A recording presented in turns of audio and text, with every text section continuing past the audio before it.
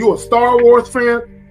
Because you'll be amazed at number one, that a lot of women might be into the shit that you're into, but you're so worried about her judging you that you don't give it half a chance.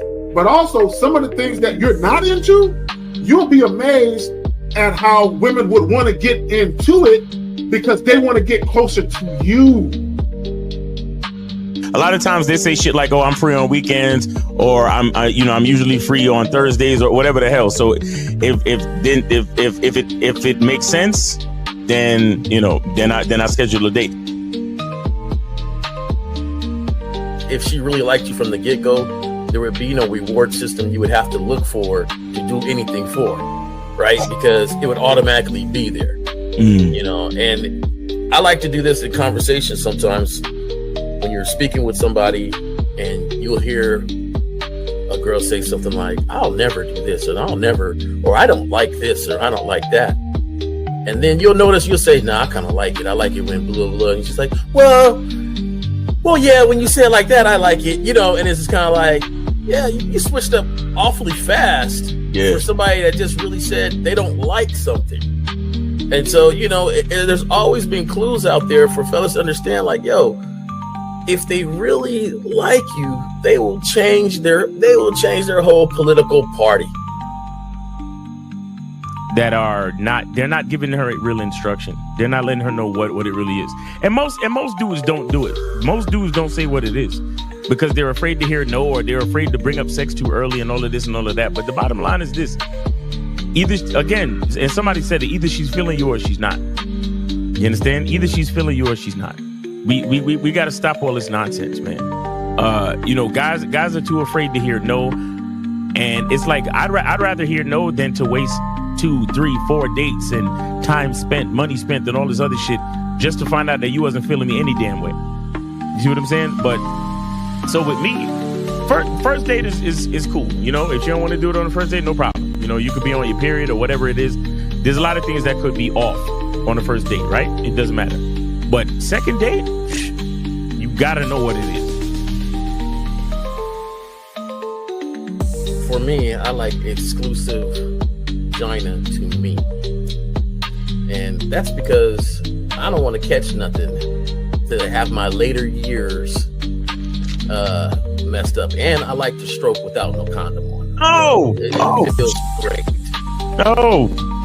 So I like it. So you like to be hugged by the sugar walls? You like to be hugged? Yeah. I like that velvet, plush velvet. The smoothness. So, but even then, Jay Roman, I hear you.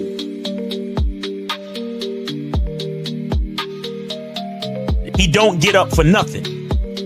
You understand what I'm saying? So, and the reason is because he has to conserve his energy to do 3 full workouts a day up until his competition date.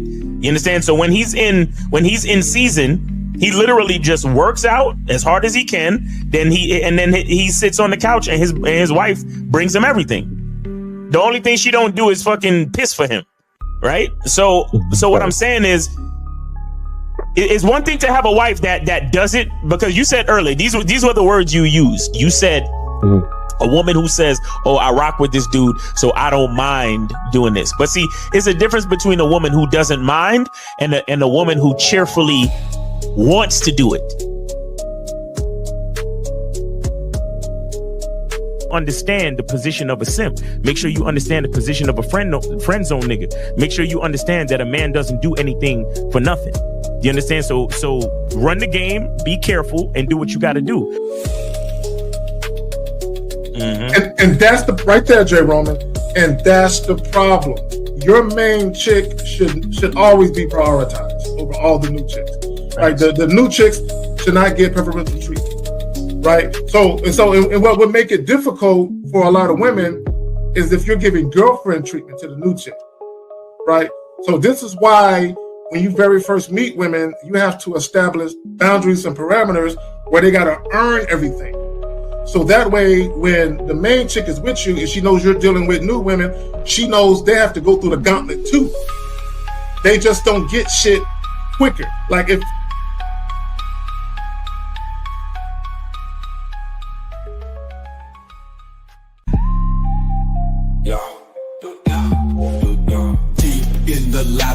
the streets be the maze. Hosts on the mic, carry K sets in the blaze. Sagging, Miles Cunham with the game so tight. J. Roman lit the torch, keeping it right. Manhood's the challenge, skill set to master. In a world moving fast, gotta move faster. Trap beat, pounding 808, shake the floor. Guided by the host, wisdom like law. Harry K drops jewels, the crowd enthralled. Words cut deep, no need for brawls. Miles Cunningham, tactic sharp like a dagger. Navigates the game, makes the haters stagger. Journey to manhood, no easy feat. Lessons from the masters, words concrete. J. Roman with the keys, opens the door. Manhood's the path, gotta crave for more. Manhood's the challenge, skill set to master. In a world moving fast, gotta move faster. Trap beat, pounding 808, shake the floor. Guided by the host, wisdom like law. Oh, Miles Cunningham, what's going on? Hey, y'all should have seen. Y'all should have seen Miles pop locking backstage and shit. The nigga was on some 1980s New York shit. Yes, sir. Oh shit. Now I remember, bro, living in Oklahoma when I was about 11, 12 years old, and them niggas had on parachute pants, bro. They had on the little spike bracelets. They had the cardboard boxes.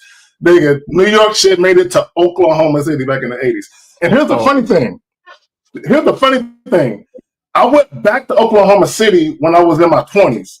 And I went to this club, nigga, and they were still wearing parachute pants and Kangos. Bro, they were still doing breakdance and shit. Dog. All them years later, nigga, they had a whole club dedicated to that shit. It was weird as fuck, bro. But anyway, I'm bring that shit up. What's going on with you, though, man? Yo, chilling, man. Just doing my thing. I just did some juicing, you know, got some beets and some watermelon and some celery up in here, you know, and some ginger too. So, you know, trying to get that. What's up.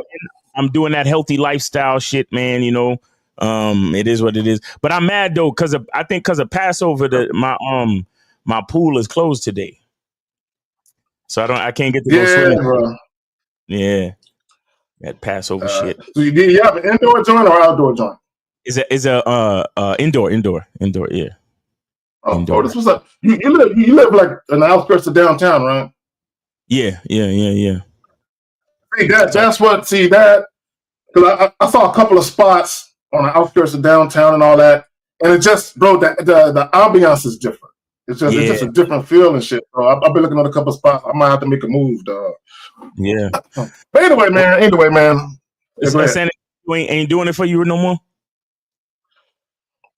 Well, the only reason why I was even still here, bro, because I'm raising a family and shit. Kids getting older. Right. Kids getting older, bro. I'm starting to look at a couple of other. Because this is a great spot to raise a family. Gotcha. It's a great spot. But if you a bachelor doing your thing, there's other spots that are just a little more conducive to how a nigga really want to move. You know what I'm saying? So shout out to San Antonio though. I get it in, but there's other places where I know I can get it in a lot better, right? So I'm just saying. So man, look, guys, what are we talking about today? Does she really deserve to be your girlfriend? Man, I got this disturbing clip, Miles. And before we get into this clip, let me just say this. Guys, if you are recording your woman doing something illegal and you're recording it for evidence and you're only going to be showing it to the proper authorities, I have no gripes or complaints about that. Mm-hmm. But when you start recording arguments and shit like that with your chick and you putting them on the internet for public consumption, that is one. I don't know where we got off wrong, where that's a thing now, where, bro, that's bitch ass nigga shit to do that, bro. Like you putting, and I don't understand why guys aren't prideful enough to say to themselves, why would I put myself on blast by putting my shit out here? where I'm videoing being disrespected. I'm putting it on video where I'm being disrespected, and I'm gonna put it out there, like almost as if to shame the chick. But niggas like myself, you, and everyone that we fuck with, we looking at the nigga like, bro, what's wrong with you? Now, two things can be true at the same time. Mom. We can look at the chick and we can say she ain't shit. We can say that, but we can look at the dude and say, but you chose her though. That's who you chose, and that's who you kept around to such an extent that y'all are going through this, right? So, guys, ask the question: does she really deserve to be your girlfriend? Take your feelings out of it. Take how she looks out of it. Take the sex out of it. From a practical perspective, does it make sense? Does she deserve you, nigga? Miles, go ahead, pal. I'm about to. I can go on forever about this shit, bro. No. See, it has to do with integrity. It has to do with that masculine identity and character. And shout out to Terrence Howard. For the stuff he was saying on the Bet David podcast. I think recently or early this week, where he was talking about your man card and it's about preserving your character. It's about preserving, like I said, your identity and being willing to sacrifice and not compromise. So what do I mean? If a woman if you bring a woman in your life, or you're giving a woman a chance and you realize that she's not really coming with it, she's taken away from your life, she's speaking negativity on your name, she's draining you, she's showing herself to be a liability as opposed to being an asset. It's up to you to sacrifice and get rid of her. You understand? But see, what a lot of dudes do is they compromise. Now, here's what it means to compromise. You say, well, she's disrespectful and she don't really bring nothing of value in my life, but she bad though, and I like to smash. And if I get rid of her, then I gotta get back out here and holler at more bitches, and I gotta put in more work. And exactly, compromise, accept standards that are lower than desirable. Exactly. So you're willing to accept being in a relationship with an unworthy woman, or with a woman that is outside of your masculine identity, meaning that she's not congruent with the appreciation, with the value of your masculine identity. And you're willing to stay with her for the sex, or you're willing to stay with her for carnal reasons that go against your identity. And that is a lack of integrity right there. That is literally compromising your identity, because again, and I just did a video about this. It's a video. I forgot what it was called, but it's a video with this dude, crying about he's with a woman not making him feel safe and all this bullshit. And I'm like, bro, what? That made me mad. That made me mad. I'm sorry, that made me mad when I saw that shit. Where's the gun that they hold into your head to stay with a woman like this? Do you understand? So again, guys, we gotta stop compromising. And we have to be able to sacrifice. You understand? Like, look, I understand. I understand if you got a chick and the sex is good and then it's good. But man, come on, man, you have to know how to deal with the situation. And my thing is this: if you got game, if you got a certain level of game, and you recognize the caliber of woman you're dealing with, you should know. Like, for example, if you recognize the caliber of woman that you're dealing with and the sex is good, then you should know that her number one capacity in your life is sex, and then treat her as such. You don't give her the title of girlfriend and all that other shit. No, exactly. You give her the title of fuck buddy, because the pussy's good, the sex is good, there's chemistry between y'all, but she can't serve in your life beyond that, and that's okay. There's nothing wrong with that. That's how compatibility works sometimes, where it's like, okay, we're compatible sexually, we're compatible physically, but your life perspective is not on my perspective, so I can't include you in other aspects of my life, and that's okay. But you got to move like you're supposed to move. The problem with dudes is that because the sex is good and because she look good, they think that she deserves to have access presence in the rest of his life. So he introduces her to his family and his friends, and he's bringing her to all these events, and he's fucking, pillow talking with this bitch and cuddling with this bitch and spending the night and going on trips and going on vacation, and then calling this woman who he know all she could really do for him is be a fuck buddy, but now he's calling her his girl, and then fuck around and marry her, and then fuck around and get her pregnant. So now she's not just his girl, she's his wife and the mother of his kids. So she's locked into your life now, bro. And you knew that her caliber never went beyond fuck buddy. You knew that, but because you was too lazy to either cut it off or to conduct the game the way you're supposed to conduct the game, or to just get rid of her entirely and get yourself a new bitch. Now you got to suffer the consequences of your laziness. Now you got to suffer the consequences of your lack of diligence. You see what I'm saying? And that's how it works for most of these dudes.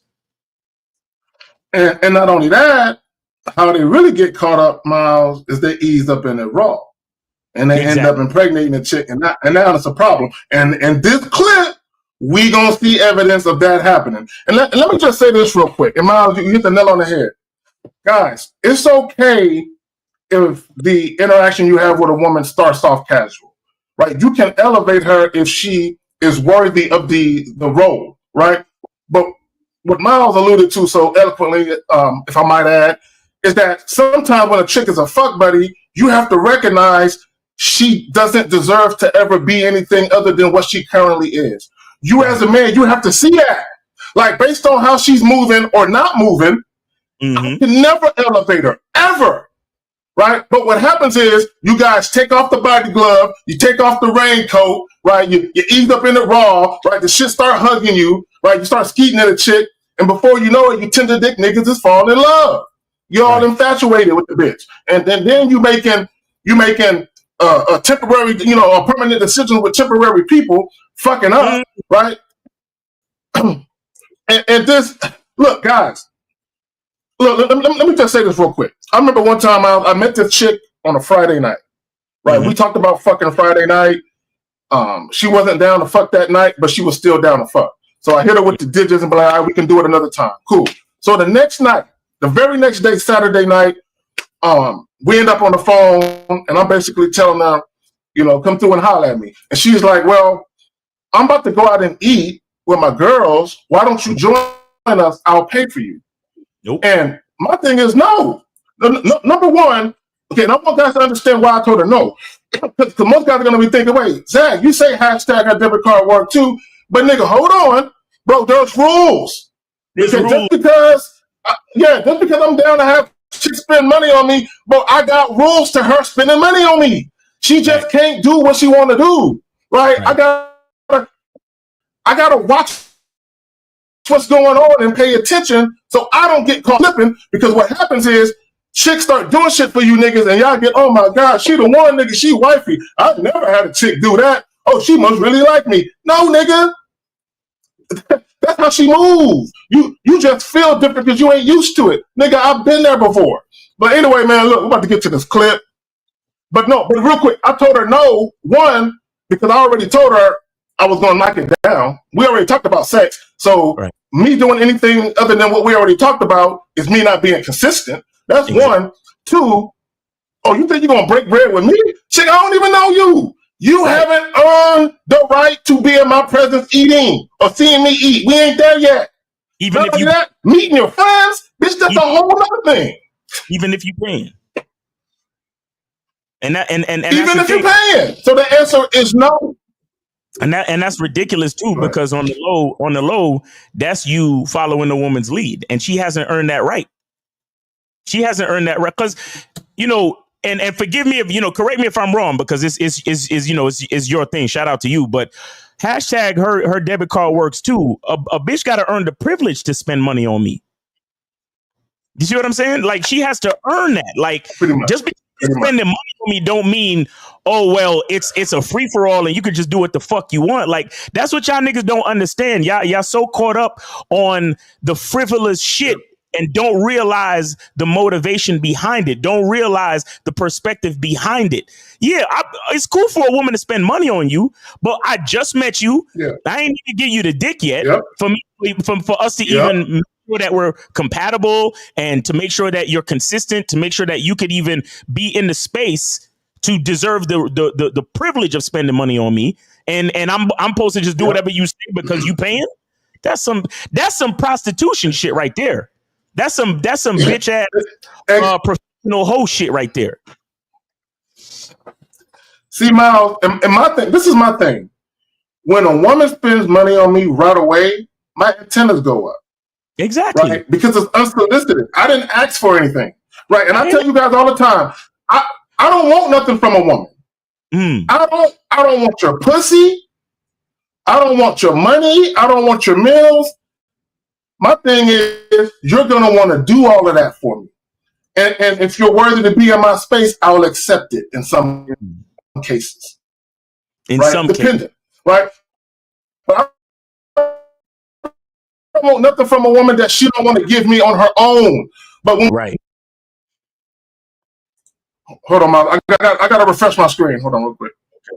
And shout out to William Kahn with the $10 super chat. He says, I had that happen on a first date where I wasn't really feeling her and I paid our tab. Then she asked me to stay for another drink, offered to pay. Needless to say, we never spoke afterwards. Exactly. You can't let a woman buy her. You can't let a woman buy your time. OK, you can't let a woman buy your time, because then you're just as much of a fucking hoe as any one of these fucking professionals out here. You understand what I'm saying? Again, you know, a woman spending money on you is a right that must be earned. We're not fucking scavengers out here. We're not fucking, you know, quote unquote, gold digging ass men when we say her debit card works too, or when we give a woman the privilege to spend money on us. You understand? Because a woman needs to learn us. A woman needs to learn our character, right? A woman needs to understand our masculine identity before she can actually spend money on us. Because when she spends money, she has to know the caliber of quality that I require. Because look, it's one thing for a woman to spend money on me, but she got to know the brands that I like. She got to know the type of places that I want to eat at. You know what in your story, KZ, what if that bitch was trying to bring you to fucking Applebee's or some shit? Like, bitch, even if you weren't spending all the fuck, you can't bring me to Applebee's. Like, I don't work that way. You see what I'm saying? That's what I'm saying. And not that there's anything necessarily wrong with Applebee's, but if I'm gonna give the woman the chance to spend some money on me, we're not going to Applebee's. You see what I'm saying? We're not going to Applebee's. You see what I'm saying? We're not going where you want to go. So homework has to be done before she could just go ahead and spend money on me. You understand? And this is what I'm talking about when I say a masculine identity filters out bullshit. A masculine identity filters out love bombing. A masculine identity filters out attention seekers. A masculine identity will filter out a bitch with an agenda. Because we had a caller yesterday, you know, shout out to Mario. We had a caller yesterday, and the nigga moved in the bitch in 2 months because she was paying his bills, because she was helping him with his bills. So he thought it was a good idea to move in her and her 2 kids 2 months after fucking her. 2 months. And now he's calling us up talking about, oh, yeah, shit ain't working out and blah, blah, blah. Of course shit ain't working out, bro, because you let that woman buy her way into your life. You see what I'm saying? There are rules to everything. There are rules to everything. Talking about, you know, hashtag her debit card works too. No, nigga, there's rules to this.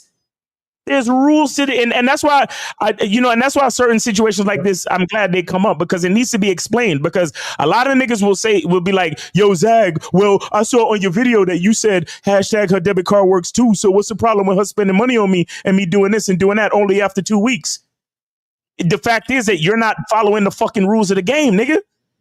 The fact is that you're letting this woman buy your time and attention. The fact is that when you do that, you allow her to turn you into the fucking whore.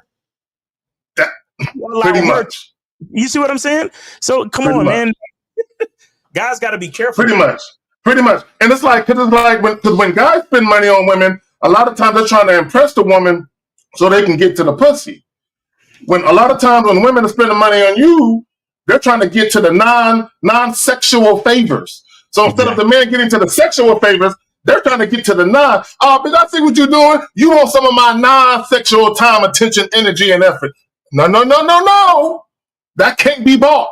That cannot be purchased, right? And a lot of you niggas are flexible. And to that car that you and L took, these guys think they owe women something. Because a woman spent some money. You don't owe women anything. Bro, if she wants to spend money on you, that's on her. But to Miles' point, you have to understand, sometimes it's too soon. Like, if y'all go out for a drink and she wants to buy a round of drinks, that's perfectly acceptable. Right. But if she's talking about she want to take you Jordan shopping, hold on, bitch. Hold on. That sounds very generous of you, but some don't quite add up. The math ain't math to me. I just met you 2 days ago. Not to mention the 11s ain't in the stores right now, because I'm only getting the 11s, the 12s, or maybe these, nigga. What are we talking about? What the Jordans that's right now might not be the ones for me, bitch. So you cannot take me Jordan shopping. There you go. There you go. And also, let me say this. Y'all got to be careful of women trying to dress you. Meaning they're trying to buy you shit that the last nigga wore or that a nigga they really like used to wear. You got to be very mindful of women saying, oh, I would like to see you in this. You thinking, oh, cool. Oh, you really want it? Look, nigga, that's another nigga outfit. You know what I'm saying? Just understand that. Like that one clip where they was talking about another nigga sandwich, where a chick just make you a sandwich and never asks what you want on it. And that's the red flag when a bitch cook you something. I cook something for you. Oh no, how the fuck you cook something for me? I didn't tell you what I like, bitch. How you cooking for me if I didn't tell you what I like? Exactly. How you doing anything for me when you don't know my masculine identity? There you go. Yeah, there you go. Possible. Yeah. So man, let's get to this video, man. This shit. So guys, we talking about, does she really deserve to be your girlfriend? Guys, shout out to you and Lucario for the vetting process. That's some real shit. Because when you don't vet women properly, when you don't have a structured way that you live life, when you don't have standards, parameters, and boundaries, this type of shit happens. So let's get to this shit right here. It's disgusting. You ain't helping pay these bills or nothing. I've been watching him all day. I've been watching our child all day. And all you do is go to the club and party and drink. That's all you do. And you think it's a laughing matter right now. What you mean? That's what, Lex, look what you got on. Look at you. And you expecting to be my wife. I pay all these bills. I'm tired of this, man. Every month, you go to the club every single weekend. You miss no days going to the club. My point I'm trying to prove to you is we have a whole child. I've been paying these bills by myself. All you do is sit up and look cute and go to the club. That's all you do, man. I'm sick and tired of this, man. Now look at you right now, laying down in the bed and ain't doing nothing. I am tired of this. Look what you got on. Look at yourself. Look at yourself. Yo. Just look at you. Come over here. Let me show these people. This is supposed to be my wife, but she's going to the club and she's dressed up like this. You got on lingerie. Look like you ready to do whatever after the club. Just look at you. You got on see-through lingerie, man. Yeah, she is. Just not with you, nigga. See, I don't feel sorry for these guys. Yo, go ahead, speak to it, man. My thing is, why he sound like that though? He sound defeated, like he about to cry, bro. Yo, he sound like a female. What's going on, Jay? Yeah, Jay Roman in the building. I seen the video, so you ain't gotta rewind it. You know, I seen the video. Everybody hear me all right? Yeah, we hear you. We got you. Yeah, I seen the video. You ain't gotta rewind. Yo, that shit is crazy, man. Right. That dude is a female right there. You look at this. What you doing? Why you going to the club? I pay all these bills. I'm tired of this shit. Really, nigga? Yeah, he tired. Let me tell you something. Niggas like when I say shit like, yo, you could always leave her. Niggas be like, oh, but you know, what if they got kids and this, that, and the third? Nigga, Pookies get up and leave every fucking day, nigga. So it is what it is. And the problem with that is not the fact that we got kids. It's the fact that your dumbass impregnated a low quality bitch. That's the real problem. And that's the part nobody don't want to talk about. All right, so phone lines are open as well, guys. Call in 919-647-9392, 919-647-9392. Y'all could go ahead and call in. Phone lines are now open. Yeah. So Was that the only video I missed? So yeah, so let me say this. Yeah. No, that's the only one we had. So let me throw this off into the pot right quick. Since we all cooking something up. So my thing is this. At no point did he provide any type of structure for her to follow. Right. What most guys do is none of you guys have a vision for yourself. So if you don't have a vision for yourself, you're not going to have a vision for women. You're not going to have vision for women. See, the vision needs to be there for yourself. And a woman comes in and you basically give her tasks. You give her a role to play so she doesn't upset the vision. So she basically fits into the situation seamlessly. You guys have no vision and you kind of just follow the woman. And here's the thing. I bet you this. A lot of you guys, if y'all were in a relationship with 5 different women, you would be 5 different niggas. Right? When you are in a relationship with 5 different women, you should be the same nigga with every fucking chick. A lot of you guys are shapeshifters. Right. You guys are shapeshifters. I literally heard a guy call himself a chameleon. Nigga, females are chameleons. You don't call yourself a chameleon as a man. You shouldn't be shape-shifting for these bitches. You niggas are so flexible. Bro, I got a client. Shout out to you. Right? I'm not talking shit. I just got to say this. Bro, he literally told me when we did a consultation the other day, he said, bro, I feel like I'm losing myself in this bitch. This is what he told me. He felt like he was losing himself in the woman. That's that good pussy right there. That's that good Yeah. right there. And a lot of guys, including the caller, not the caller, the guy in the video, nigga, you lost yourself in the bitch. The identity is her. Go ahead, man. I was gonna say that real quick too. I could kind of see why it's still no excuse, but I could see why he's fucked up because that's a bad bitch right there. But he said it. All you do is sit up and look cute. All you do is sit up and look cute. He said it, bro. He said it, and that's why he got with her. Let me tell you something. The difference between me and that nigga is that I would be chilling, because that she said, all you doing is sitting on the bed doing nothing. She would be in the other room putting all that shit on to come over to me.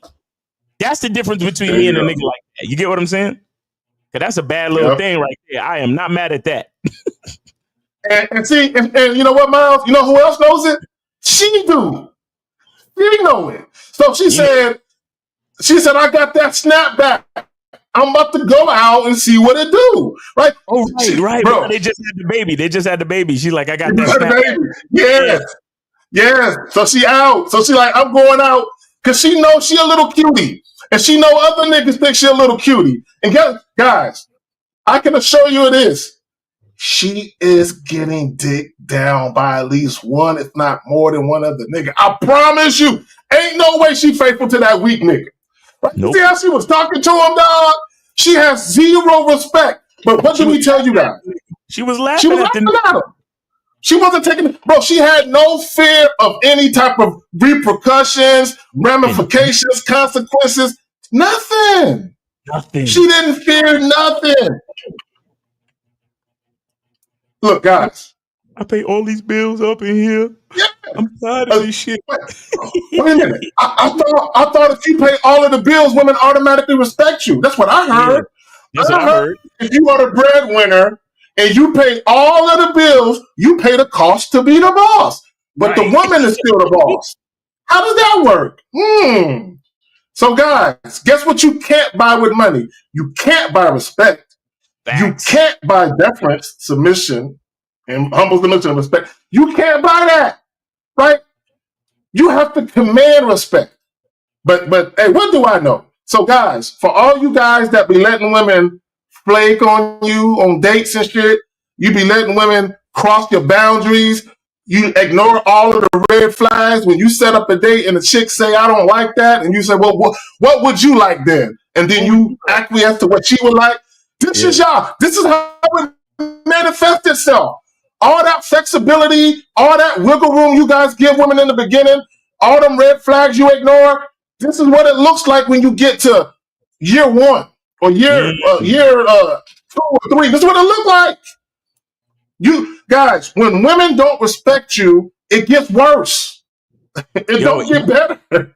Imagine she's on her way to the club while this nigga babysitting, bro. That's crazy. Why this nigga changing diapers? Hey, with the cheeks out. With the cheeks out. She had her cheeks out. Advertising her. Why this nigga taking off the baby diaper? You know, and she ain't really got a snapback body. She's just young. So right. Real talk. With the cheeks out. I'm talking about the coochie. I'm talking about the coochie. Yeah, we don't know. I just want to point something out. That's how you know an OG nigga talking. He was like, her body not snapping back like that. She just young. Hey, I've seen some snapback bodies and I've seen some young chicks, man. Sometimes they're just young. And sometimes, listen, and this is where I talk about the maturity of it, right? We can go to the obvious mistakes this dude made. Yeah. But sometimes your maturity level saves everything. And you, as a man of any interaction relationship that you have, is always going to make sure that you are mature in these aspects. She could be going through what they call postpartum. When they have babies, postpartum. I forget the last word. It's postpartum depression. It's depression. Postpartum depression. Postpartum depression. Yes, sir. You know, and you don't know how that hits women. You don't know how it hits them. You don't know. I've heard of examples where the lady didn't even want to touch her own kid. She just didn't change the diaper and was depressed and crying all the time. Real quick to add to what you're saying, Jay. It actually gets even worse than that. Some women want to do harm to their baby. Honestly, do harm. Someone want to just leave. They don't want to. They want to consider themselves moms, depending on their age. They can't believe this happened or that happened. So, a mature man would be able to say, "Hey, you know what?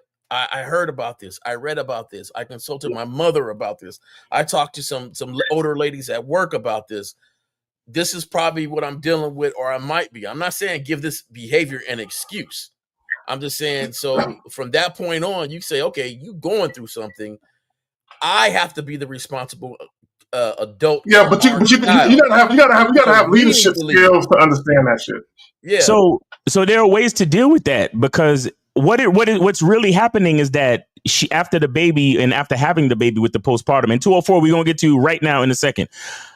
You can, as a man with leadership, you could bring, like, do activities with her to give her that attention that she really needs. You know what I'm saying? So we could, pay for a babysitter, lead a kid at the grandmama house, come back home and do some freaky shit with each other, and show her that, hey, you don't need to worry about it like that, because I'm still your man and I still find you desirable. A lot of women, and caller, one more time, I'll get to you right now, but you have to understand attention and how much women love attention. Understand that for the 9 months that she's pregnant, everybody's paying her extra attention because she's pregnant. Now, the very thing that caused people to pay her attention for 9 whole fucking months is now separated from her, meaning that it is on the outside of her body now. So now all the attention is going to the baby and not necessarily to her. So that's another agent of chaos that fucks with a woman's mind when she finally has the child,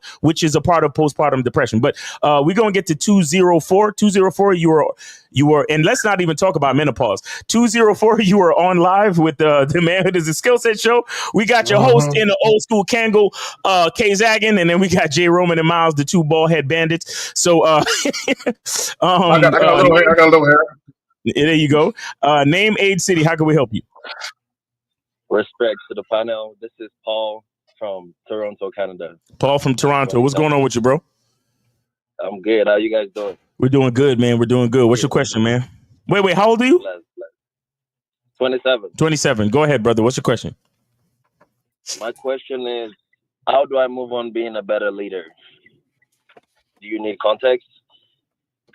Sure. We don't need any context for that. We don't need any context in that. I'm gonna tell you why.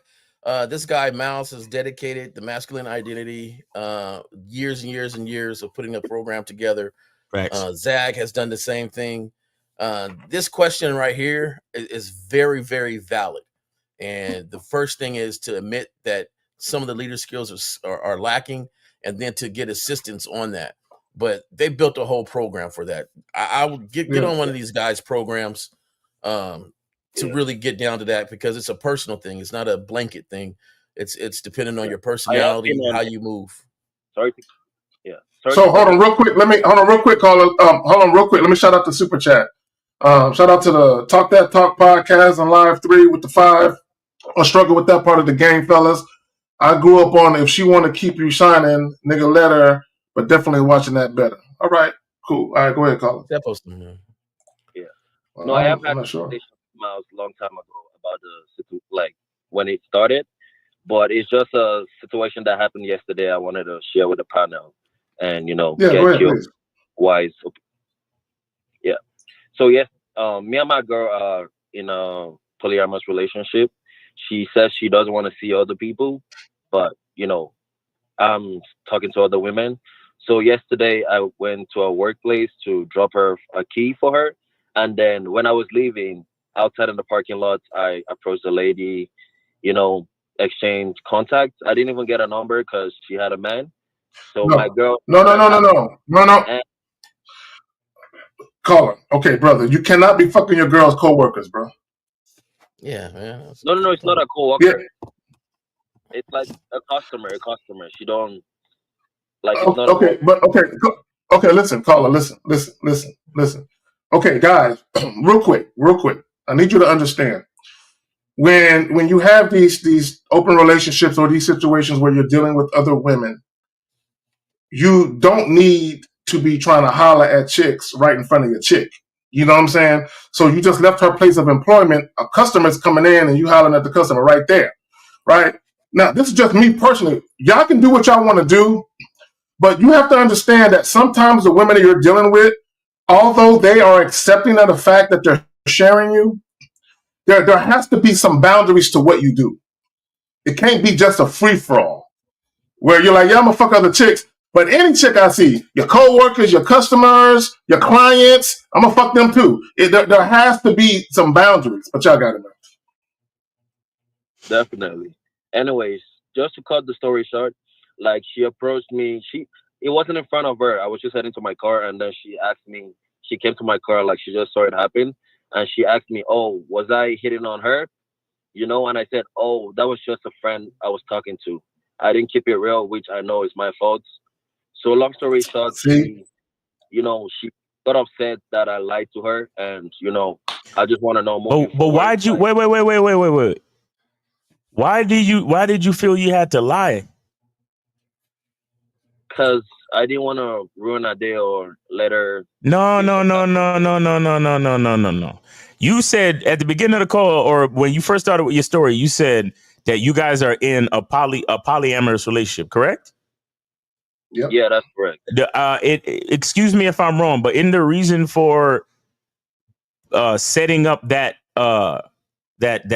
protocol or setting up that label for the relationship, isn't the reason of doing that is so you can be honest and not have to lie? Yep. That is correct. So what the fuck are we doing then, brother? I know I messed up by that situation. So moving forward, listen, let me tell you something. And this is what we were talking about earlier in the call about sacrifice and compromise. It's either you gonna sacrifice as a man or you gonna be a bitch and compromise. Okay. Now, please don't get offended. I did not call you a bitch, but I'm just saying, if you choose to compromise, that is a bitch move. Do you understand what I'm saying to you? Yeah. Okay. Now, listen. So if you're going to say you and your girl are in a polyamorous relationship, that is what it is. Now, if your girl might ruin the day when you tell the truth about you interacting with another female, then that means your relationship is not on par. Like there's something wrong with the relationship. If she chooses to ruin the fucking day, then so be it. The day is ruined. Then it's on her. You see what I'm saying? And then what you have to do is actually say, listen, until you can behave correctly, then I don't know if we can continue. And so any further interaction between us is on pause until you can accept the dynamics of this relationship for real and not just lie about it. Now, what I would say to you too is that you lying to her. Also, when you do that, that is bad leadership because you don't give her a chance to respond to the truth. You allowed her to respond to a lie. So now you don't know her true reaction because through your lack of leadership, you have a lack of confidence in her being able to be mature about the dynamics, and you didn't give her that chance. Do you understand that? That is correct. She even told me that if I had just been honest with her, she would have been like, "Oh, okay, you find her attractive, okay," and then would have moved on. Yes, see, caller. Okay, so this is why we say a lot of y'all not really ready for the type of lifestyle y'all say y'all want. Exactly. Because here you are, you're lying to her like y'all are in a monogamous, sexually exclusive relationship, and then the woman is telling you, "Hey, okay, hey, is she, she cute." But here's the thing. Let me ask you a question. The woman that you're dealing with, is she bisexual? Is she bi-curious at all? She's not, but she does want to explore that with me. Bro, so how come you didn't use that opportunity to set that up with the chick, the client? You could have used the proximity of that situation when she came to the car. Yeah. And because she's a customer, y'all can double team the joint. Like, hey, look, I'm gonna holler at her. Hey, be extra nice to her, right? Like, so that way we can, see if she can be the little one we gonna do a little threesome with. Because sometimes a woman might not necessarily be into the bisexual shit, but she's down to watch you fuck another chick. Mm-hmm. Yes, they are. Yeah. Yeah, there are women who are into that, voyeurism. They into that shit. So not all of them, but some of them. Like to watch in the closet and everything, and then text you and it's time to tell them to leave. Mm-hmm. Good times. But so you picture it like this: you are making an arrangement where it's built on trust and honesty, and she's already told you, "Look, I'm not into the open relationship. I'm in the poly style relationship, right?" So. And that's clear because she said, I don't want to go out there and hunt for anybody, but you can. So you already know what style of relationship she's down for. Right. You have to cultivate it. But the building blocks of that is trust. Yep. Some women like to know that their position is solid. Right. That you guys can say the real deal. You can come to her and say, hey, that woman's cute.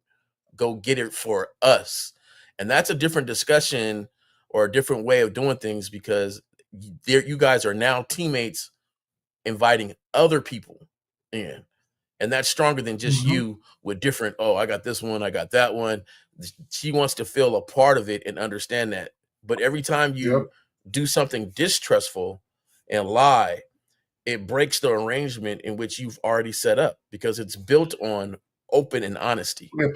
It puts cracks in the foundation of the relationship. There's cracks in the foundation now. Right. Because you lie. Right. Exactly. And to Jay Roman's point, see, when you talk about a woman deferring to you and trusting you, you can't lie to her, right? And Jay Roman, you said something real. Women want to feel like their spot is solidified in your life. Whatever role you got them in, women, they want to know their role. They want to know exactly what it is they're required to do. They want to know what their role is in your life, right? But they also want you to be consistent with your behavior based on what that role is, right? So when you're talking about being in open relationships and poly relationships, you have to be even more vigilant in making sure that woman, that your main chick, knows that her spot is solidified. Because she's probably going to get more jealous or at least have that feeling of being a little more jealous than the other chick, simply because she knows for a fact that you're dealing with other women. So you got to be more vigilant with her emotions. So you lying can literally derail everything you've built up thus far. But y'all got it. Yeah, and I want to be a better man. Like, I'm consistent with everything. Like, when I say I'm going to do something, I do it. At that moment, I just froze. like Black Panther. But listen, I'm gonna tell you this, man. Women, they judge everything, right? That's said. And so when you say, I've been consistent, I do this, I do that. As soon as you don't do that, in her head, you are not consistent. Mm. As soon as you said the lie, that's not consistent with your behavior. Yep. You say you do this, but why did you do that? It's a contradiction to how you move. And that part is probably what's disappointing to her, because you had a certain status in her head where she could say, hey, were you hollering at that chick? And partly, she probably thought the answer was going to be yeah. And then she could have told you, don't holler at her, because, man, the stories we hear about her is ridiculous. Mm-hmm. Exactly. Save you from something that's going to, mess us both up. But no, you didn't let that happen because you weren't honest from the jump. So whatever you ask, one of my mottos is whatever I ask from somebody that's next to me, I'm going to do that twice over. That's what I'm saying. I would never ask something of someone I don't provide myself. Yeah. So you just got to remember that stuff, man. Let me say this, Colin. Let me ask you this question, because you said earlier that she was down to explore possibly seeing you with another woman, right? Yeah. Was this before the incident in the parking lot or after? After the same night when we spoke about it. Oh. Okay, No. so the saying, see, so and here, so before that, and I'm gonna show you how piss poor your leadership skills are, right? But before that, you had no clue she was the type of woman that would look at it like that. That she would be down for that. Well, I had a clue, but she wasn't sure. She's been, dabbling about it. She's been dabbling. Oh, so she was being okay. So how long have you been with this woman? How long have you been dealing with her? About 2.5 years. And the relationship was polyamorous from the beginning? Yes. Before I made her my girl, she can't give me kids. And how long has she been your girl? 2.5 years. Wait, Carla, you said 2.5 years, he's saying. Okay, so you said she tried to give you shit in the beginning? Is that what you said? No. She can't give me kids. So I told her if she's going to be my girlfriend, that's going to be another lady in our relationship moving forward. That I want that can give you a kid. Yeah. That's what's okay. Cool. All right, Caller. Okay, cool. See, here's the thing. And I want y'all to understand something. And I've said this. The more attracted a woman is to you, the more influence, the more latitude, the more cachet you're going to have. You have a lot of influence with this woman, bro, and you're going to fuck it up. Right now, I want to put something on your conscience. You have a woman that you're dealing with who you literally told, not only are you sharing me, but because you can't have kids, there's going to be another woman I'm going to eventually be with that's going to give me a kid, and we all going to be doing our thing together. And she's there for it. She's down for it. And you're lying to her, bro. And I'm going to tell you, it's not readily available for a woman to be down with exactly your plans to the letter, especially when you got that going on. Don't fuck this situation up by lying, fam. Keep it real with her all the time. What y'all got? Now, we're going to go a little bit deeper, and there's a reason why you lied to her, and that's because she's been giving you a little less cooperation more and more lately. So there's a bigger problem that's not even being addressed. Good call. You have to address. I don't know what it is, but there's something. She's been giving you a little more lip, or maybe she's gained a little more latitude in, decisions being made and stuff. But, only you know what it is, but you have to take the time to sit and have the real conversation about what's going on and get things back on track. No matter what relationship I'm in, I have, address of the state, like I'm a president. Right. Like I address what we're doing this year, how we're doing it, where we're headed, the things I want to see, things I've been seeing. Like you have to lead in all aspects. And so you've been letting some things kind of slide. You didn't want to hear her mouth. You know, you're starting to get a little bit inconsistent in the things that you said you were going to do or allow or whatever. And it's human nature because we're not perfect, but you got to recognize what's going on and get it back on track. So let me. Go ahead, Miles. No, I was just saying this guy been caller. And I know who this is, but have you gotten Lucario's program on how to conduct a non-monogamous relationship? Yes, sir. I listened to it twice. Okay, but so why are you still lying, bro? Why are you still lying? Why you? It's just. Let me ask you a question. Are you afraid of losing your girl? I only feel like no. Yeah. Consciously on this phone call, you're gonna act like you're not, but the truth is you are. That's why you're lying. People only lie when they're afraid. The people only lie when they're afraid, bro. Exactly. And Miles, and here's the thing about lying. You lie to either gain something you don't yet have, and you lie your way to get it, or you lie to keep something you don't want to lose. Mm-hmm. Okay. So come on. The parfum coming soon. Yep. So no, you got to be realistic with why you're lying. But here's the thing. You guys, caller, here's the thing, bro. You cannot be worried about her feelings being hurt by the fact that you're dealing with other women. Like, bro, you have to have the stomach for it. You have to have the stomach to know that she's gonna have her good days and her bad days, bro. You have to have the stomach to persevere and understand that that's just what it is. But if you're not, and here's the thing with the lying that you're doing, what you're telling her is you're not 100%. For your contact to return. This nigga put us on hold. Man, hang up on this motherfucker, dog. I'm up here talking to a guy. We got 407. We got 407. You're on live with the Manhood is a skill set show. Go ahead. 407. Go ahead. Name, age, city. What's going on? Yeah, what's up, panel? My name Damani Orlando, age, and I'm 19. Yeah. All right. 19. Yeah, y'all know. Okay, I'm an order builder. Y'all know about that type of job to where you build orders and it's based on incentives. What? An order builder? Yes. Like, I'll be honest, man. I ain't never heard of an order builder. So nah. Okay. Wait. What is going on? What are we talking about? What's the question? Let's ask the question, and then we see if we need to know what an order builder is. What's the question, brother? All right. So every day is a new day. You just forget about the previous day. Like, it's to the point. What is the question, brother? Stop with the bullshit. Ask your question, or I will have to hang up on you. All right. It's every day a new day, and you just let go of anything that happened previously.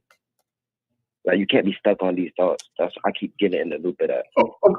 Okay, bro. Okay, bro. Hold on, bro. What's okay, bro? What specifically are you talking about?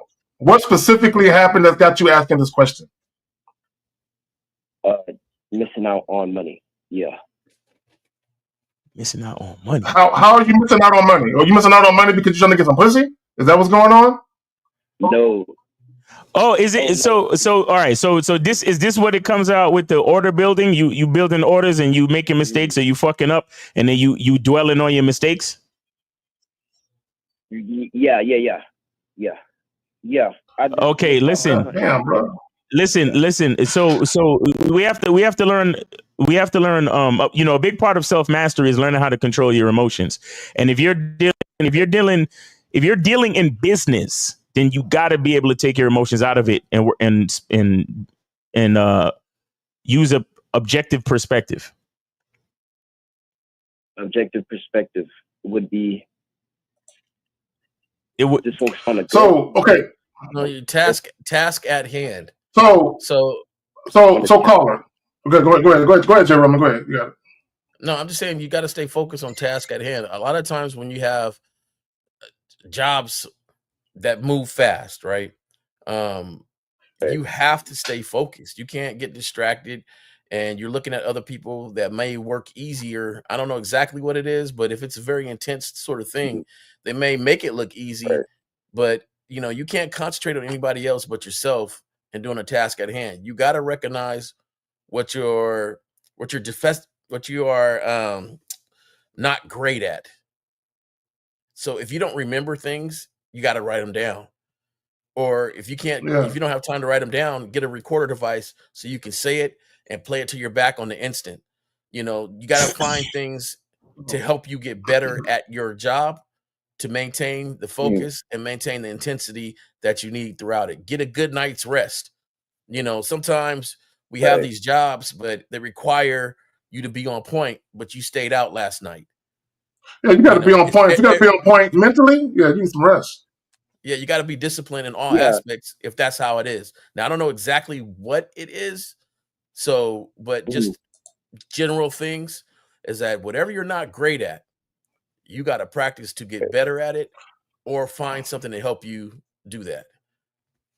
So real quick, shout out to Jazz for the $2 super chat. She sent 2 of them. Shout out to her. So real quick, so this is what I would tell you, and this is just something that I've constantly made sure I remember through life. Things that are beyond your control, you can't worry about. You got to give it to God or whatever higher power you believe in. You got to give it to a higher power and let it go. Right? If it's something beyond your control and there's nothing you can do to impact the outcome or impact what's already happened, you got to move on from it. Now, the things that you can control, right? The things that you can influence, those are the things you need to focus on, right? But like what Jay Roman is saying is just being disciplined, right? Just making sure you're on point so the mistake doesn't get made to begin with. But while also understanding that you're not infallible. You are a human being. You are imperfect. You will make mistakes. Now, what I will tell you is you should make a concerted effort never to make the same mistake twice, right? So, work on that. Yeah, that's all I need to know. Appreciate you, Zach, and everybody else. But Zach, you hit it. But thank you, man. All right, appreciate the call. All right. Take it easy. All right. So we got 770-770. You're on live with the Manhood is a Skill Set Show. We got your host, KZI. We got Jay Roman and Miles. Name, age, city. How can we help you? Yes, my name is Daniel Drew, 22 from Atlanta. What's up, Jay Roman, Zag, and also Miles? What's going on, man? What's your question? Yeah, my question situation is I wanted to see what method would be easy and also best for me, knowing that I'm not consistent and I want to be consistent with going out more and talking to women in person, knowing that on the weekends I like to spend time with family. It's important to me. So I want to find what would be a better balance for me and also staying with woman in person. Okay. So caller, time management. So here's the thing. When we talk about having a structured life, when we talk about having a vision, right? You just alluded to the fact that some of your days are already set aside for family. So so here's the thing. I have days set aside for family. I have days that I work. So now it's incumbent upon you to manage the rest of that time and say, okay, so when I go out and I enjoy myself, whether it's out at a bar, out at whatever function, this is the time that I'm allotting or setting aside for any women that might want the invitation to be a part of my situation. This is the time available to them. If they're not fucking with me between this time and that time, I don't have no time for them, right? So you need to set time aside for your dating life, right? But also, before you even do that, you need to ask yourself this question. Ultimately, what kind of dating life do you want? What kind of experiences do you want to experience? And are you doing the things? Are you taking the actionable steps to make these experiences come to fruition? Okay, gotcha. Yeah, because I feel like it's just been all over the place. I just holler at women, on the street or wherever I go, and on the weekends every now and then too. When I do go out and I don't have anything planned with the family, you know what I mean? I'll go out and holler at them wherever I go, or even just the grocery store or whatnot. But But hold on, Carter, real quick. Real quick. Let me just say this, and I'll pass it back to you. But even when you're talking to women, like when you're face to face, you should already know in your mind what days and what times you have free to entertain them. Sure. So like let's say you're out and you're jumping off some dry cleaning, and a woman is on her way out, and you holler at her. You should know if you have time now, if you have time tonight, if you have time tomorrow night. So when you're talking to that woman, you should already know, all right, I have availability this time and that time, right? Let me slide her into one of these slots that I have available. You should already know. Look, I got it. Okay.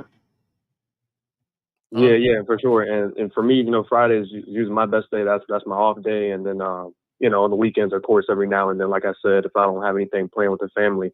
But, on top of that, well, my main problem really is getting my repetition in and talking to enough women, really. Because I just came back from a trip, right, and a vacation, and I was hauling out all types of women because, of course, I didn't have my usual schedule like I usually would. So I'm just, you know what I mean, just out and about, enjoying my time and everything. It just opened my eyes up a lot more to myself, knowing that I need to talk to more women in person and go out too. So yeah. Okay, y'all got anything for him, fellas?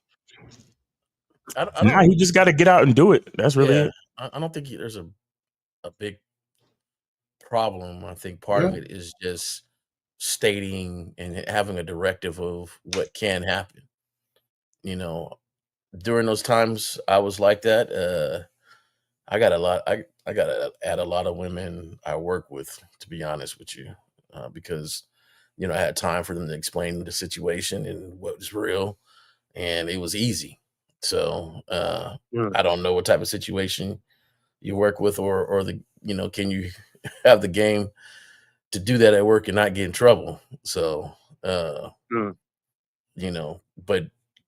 don't do anything outside of what your comfort area or what you need to do, right? So you're not gonna start off with some lavish date and doing all this other stuff and all these things like, hey, I'm a simple dude. I spend time with family.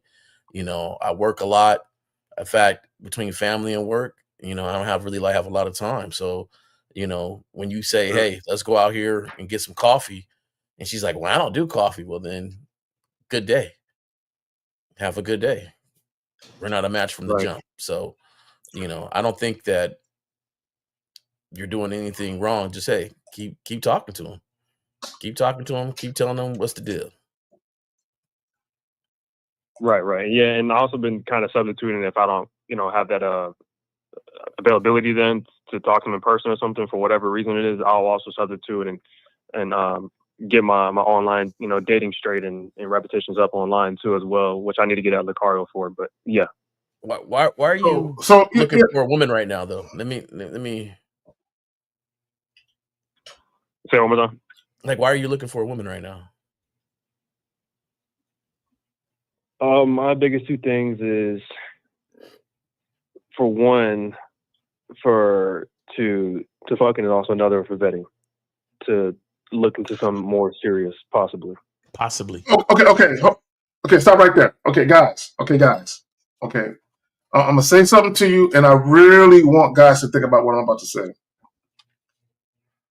When you have the mindset of I'm looking for a girlfriend, just having that mindset, when you go out into the world and you deal with women, your expectations are going to be of that. You're going to be expecting women to behave in a way that they could potentially be your next girlfriend, right? And the problem with that is you're heaping unrealistic expectations upon her, right?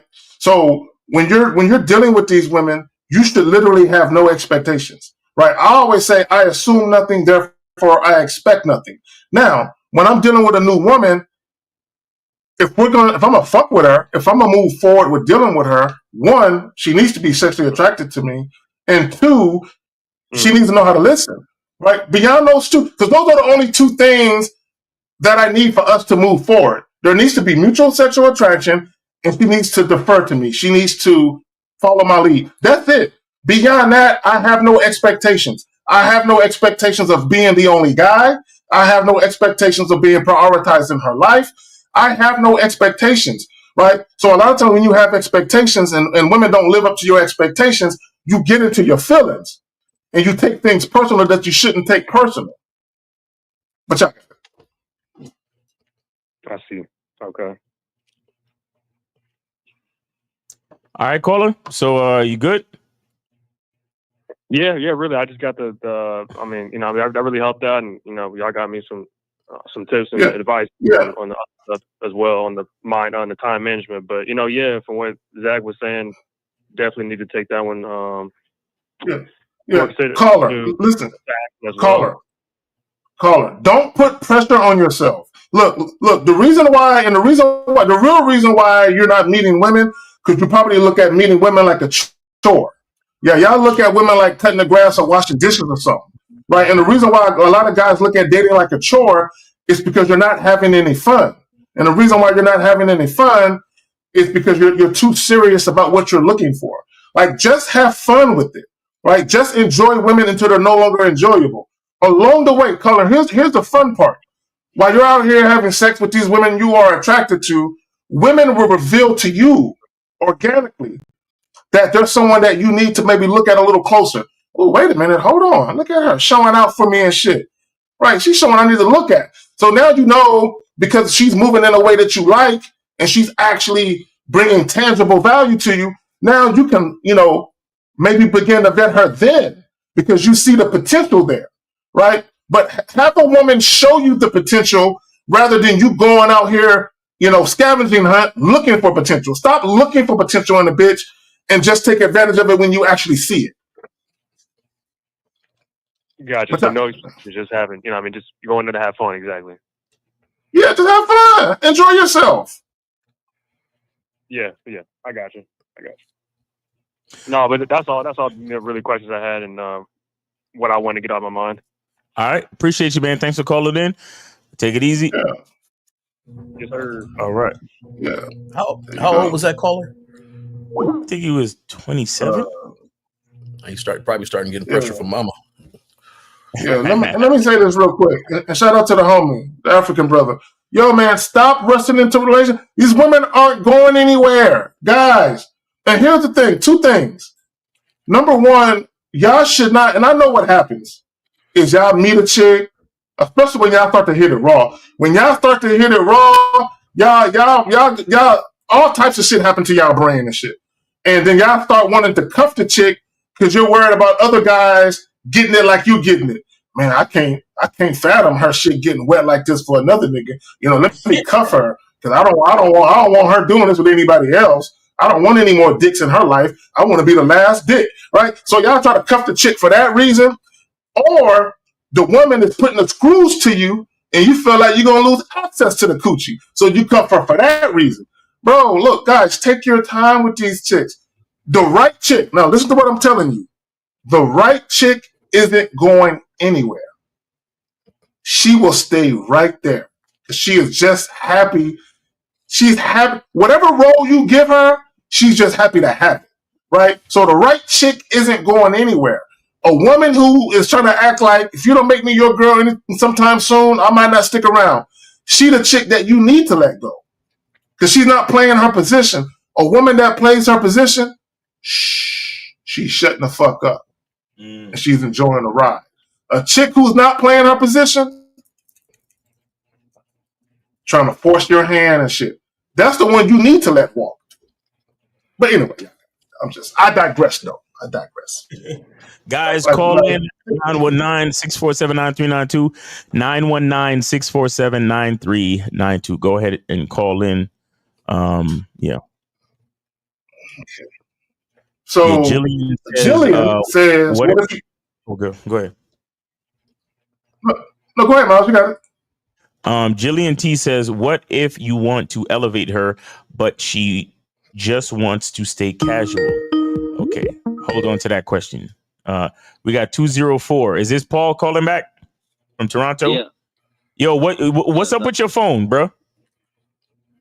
It's just the connection because it's far away, right? Oh, okay. So what did we didn't give you enough game for free, homie? No, Zach was saying something and it cut out, so I don't. That's why I just called back. You remember what you were saying, Zach? I don't. Hell no. Remind me. I know. No, Jazz. I got you. I haven't forgot about you, baby girl. I got you. But no, I can't remember what I said, bro. Watch the playback. Who's this one? The guy with the... Yeah, this is the guy with the he's scared and he's lying to his bitch because he don't want to. You know what I mean? That he's afraid to lose her. Exactly. Right. That's what it was. Exactly. So what I would suggest you do is watch Lucario's joint on non-monogamous relationships and watch it. Take notes if you got to and watch it. Sometimes you gotta. Have you ever noticed, guys, when you watch a movie and you watch it 3 times, like the third time you catch shit you didn't see the first 2 times? Exactly. You ever know? Like, I didn't even notice that shit the first 2 times I saw this shit. Right? So sometimes you got to watch shit 3 or 4 times and then it hits you. Like, and then it makes sense. And then you move differently based on that new information you just found out. Right. So go ahead and do that. All right, respect, guys. All right. All right, take it easy. Enjoy your weekend. Don't ruin it, brother. Don't ruin it. Enjoy your weekend. So Jillian, we back to her question. What if you want to elevate her, but she just wants to stay casual? Is she no longer following your program? If she desires to keep it as it is? Okay, so this is what I would tell you, and I can't speak for no other man. Me personally, I have never been in that situation where I wanted to elevate a woman and she didn't want to be elevated. I've never been in that situation.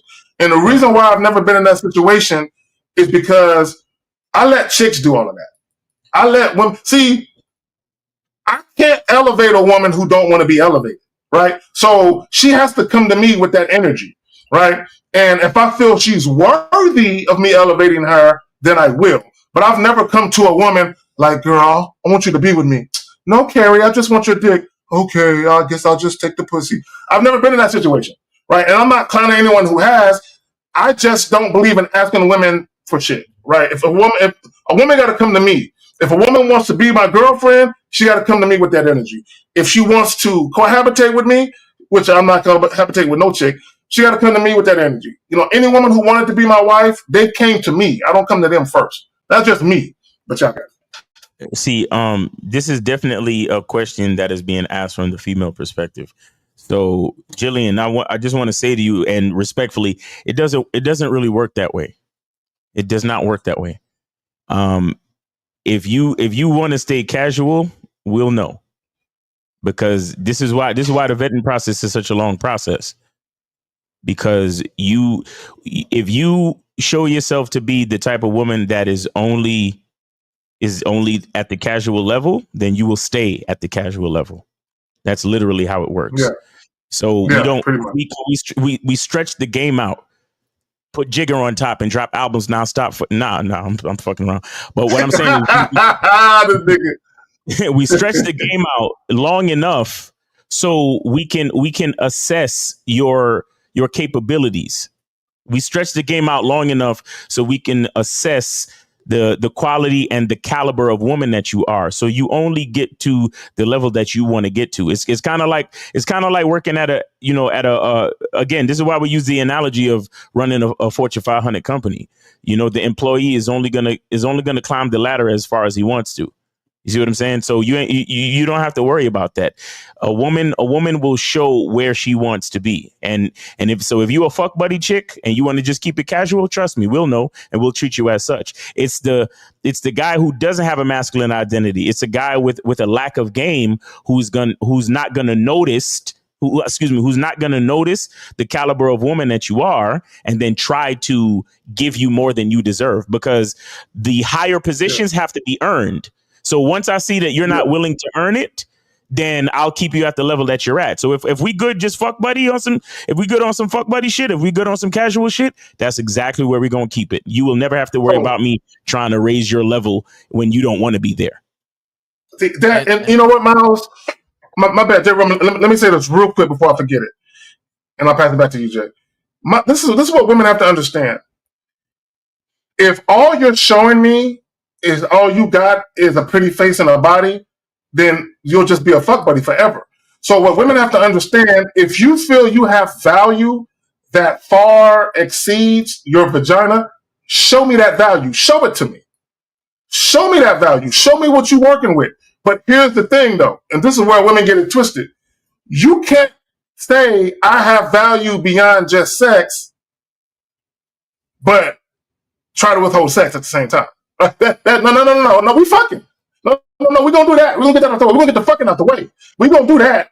But if you have value beyond sex, show me that. And if I feel like exploring the potential of what you're showing me, then we'll do it, right? But, yeah, the problem with a lot of guys, Jillian, is they want to elevate women, and the women haven't done anything but look cute and fuck them. But she hasn't done anything but look cute and fuck them, and that's it. But y'all got it, man. J-Roll. No, I was going to say pretty much the same thing as far as if a guy is trying to elevate you, then he's not much of a reader and he's not much of a leader. Exactly. Because he has misread you. Yeah. Because I'm quite sure you weren't doing things that deserve to be elevated too, right? So if you're like, hey, we're rolling, and all of a sudden he's like, hey, I'm tired of the casual thing. Let's get together. And you're like, what part of whatever I was doing made you think I wanted to do that? Mm. Right then, you know that this guy is not a leader. He's not thinking or having a plan for the future. He's rolling with whatever you do. Because if you say, yeah, okay, let's do it. All right. I asked her to be my girl, and she said yes. Instead of him saying, hey, I got a plan here. All right. You're starting to show me some things. Let me sit back and look at it and see if it's for real. Let me vet you a little bit. Yeah. And that's how you know that he's not vetting. What he's doing is surviving. Mm-hmm. And a lot of guys don't realize a woman that's putting pressure to move ahead. Oh, we've been together for 9 months. We've been talking for 9 months. How come I'm not your girl yet? She's not actually dating you. She's dating a timeline in her head. Right. So whoever she was cool with for 9 months is who she's moving to the next relationship stage with. Mm-hmm. It's really not you. You're just cool enough where you didn't do anything to mess it up in her head.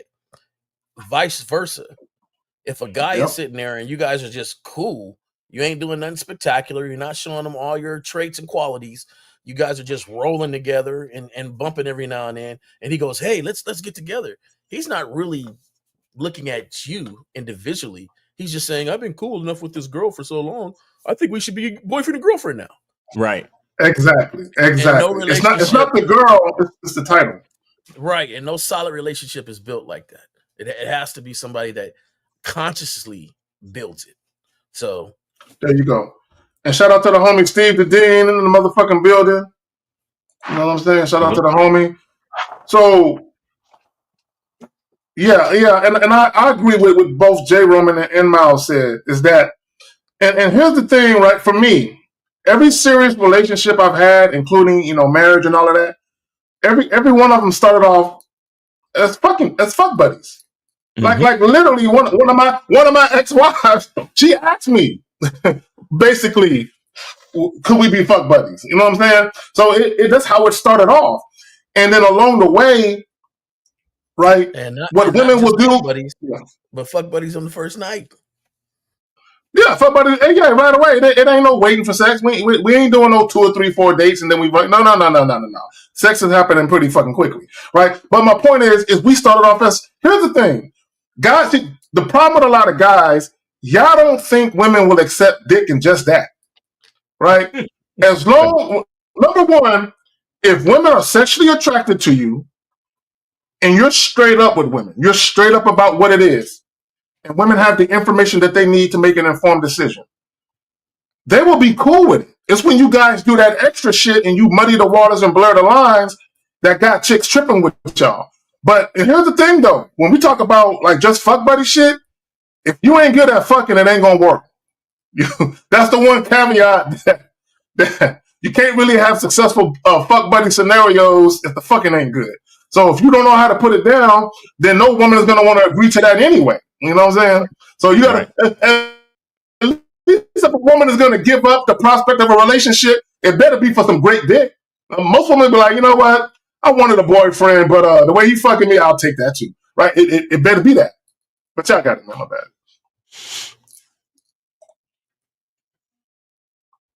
So if we have any other questions? We good on calls now? Yeah, we're good on calls for now. Oh, we do. Okay. So Jazz says, so I started to take social media promotion course to do course. Do you guys have any advice for me for starting to get into social media? Just asking. I know it's not a normal question. Just want to have for me. So this is what I would say, right? Even with the social media thing, when I very first started doing YouTube shit, I didn't have no vision. I didn't have no sense of direction. I just jumped out and started doing it. And what I learned was I was making mistakes left and right because I didn't know what the fuck I was doing.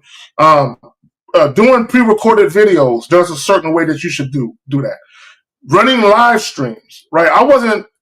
I'm better at doing live streams than I was when I first started, I'll tell you that much, right? So there's a learning process. So I didn't know shit, right? I just said, it looks easy enough. Jumped out there and get hit over the head with, you know what I'm saying, left and right because I'm making mistakes.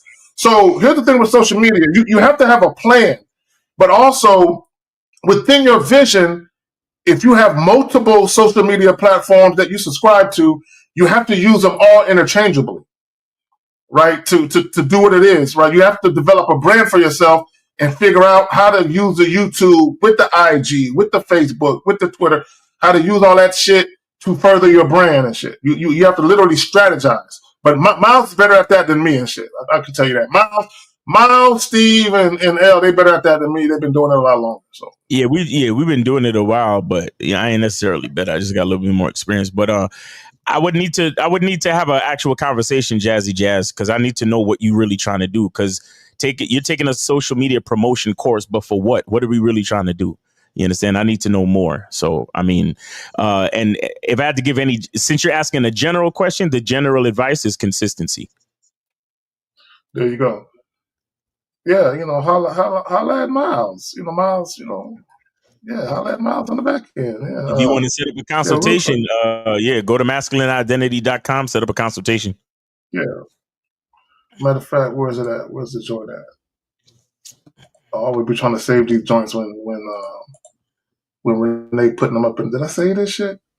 Did we ever get to Gabriel's? Okay, well, there you go. Right there. That's the link right there. All right, yeah, let me grab that question too. Gabriel. Is it Gabriel or Gabriel? I don't know. It's a dude. So he says, advice on setting up a custody arrangement for my kid. Getting an attorney soon. Consultation May 5th. Okay, so this is what I would tell you, right? And this is what y'all got to understand when it comes to child custody. Okay, hold on real quick. Let's get to the call first. Hold that question. That's an important question. 607, you're on live with the Manhood is a Skill Set show. We got your host, KZ. We got Jay Roman and Miles, name 8 City. How can we help you?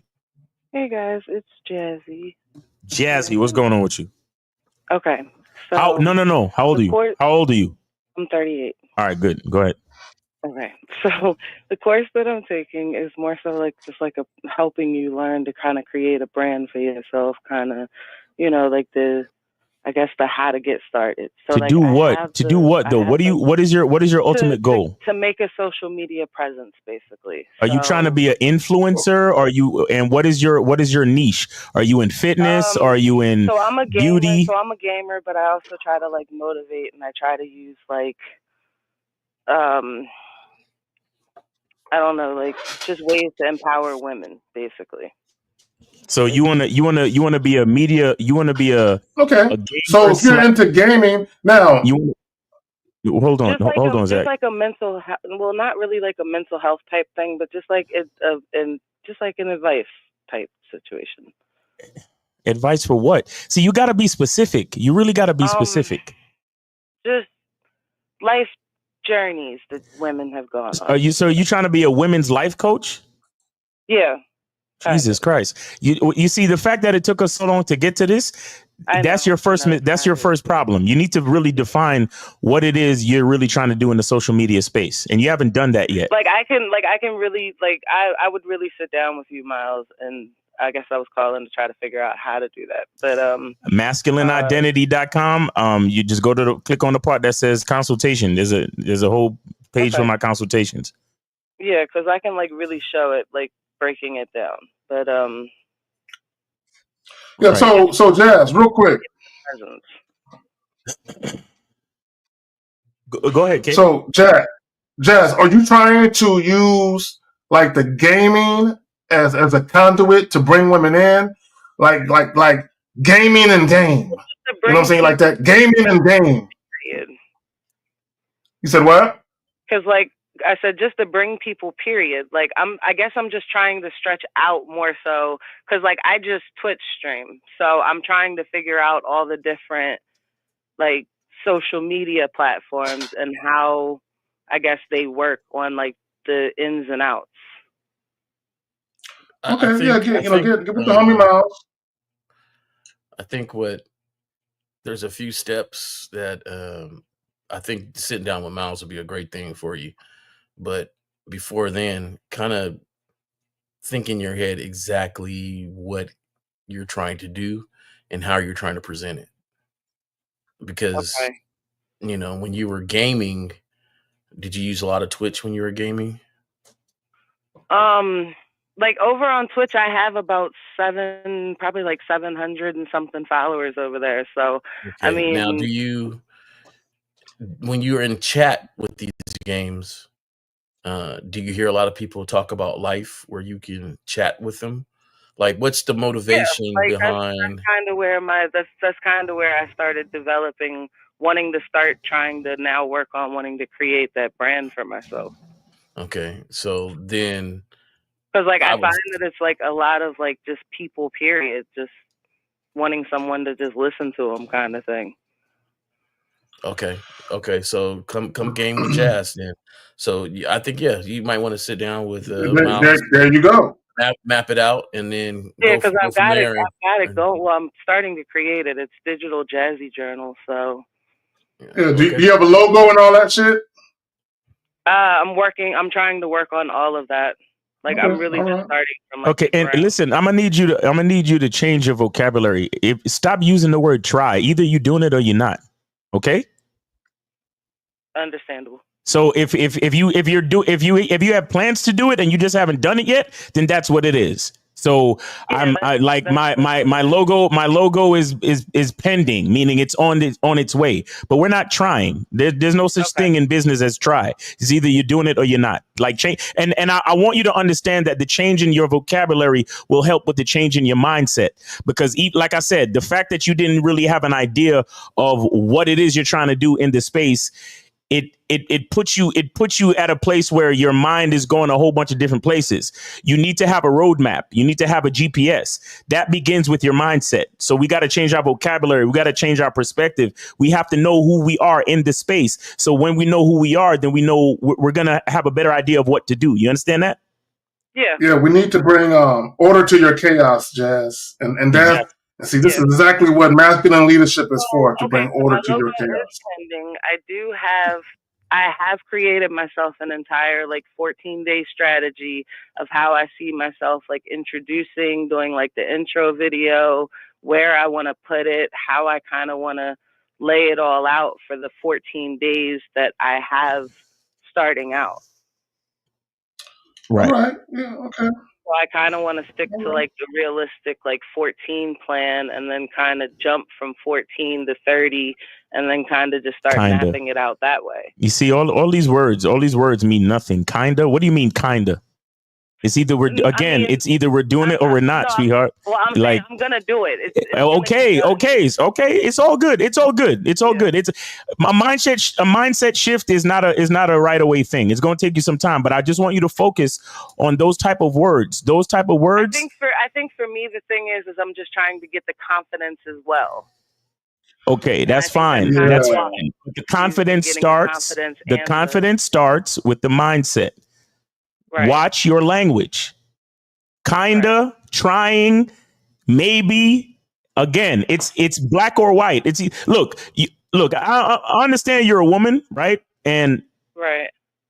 It's gonna be hard for you to get out of the gray area. But see, when this is why like those boss bees and those business women have what they call a masculine energy, because in the world of business is a very masculine place. I need you to understand that. So there's a lot of black and white. It's a very hungry place. I'll give you that. Yeah, there's a lot of black and white, and with black and white, it's either we're black or we're white. It's either 1 or 0. We're going left or we're going right. We're making a decision or we're not. So that's why I want you to start changing and developing your language so you can really have a mind for the business that you're trying to get into, because depending on what you're doing, it's going to be very competitive. And when I say competitive, not with other people, but with the jazz of yesterday and the jazz that you're trying to be. You understand? Yeah.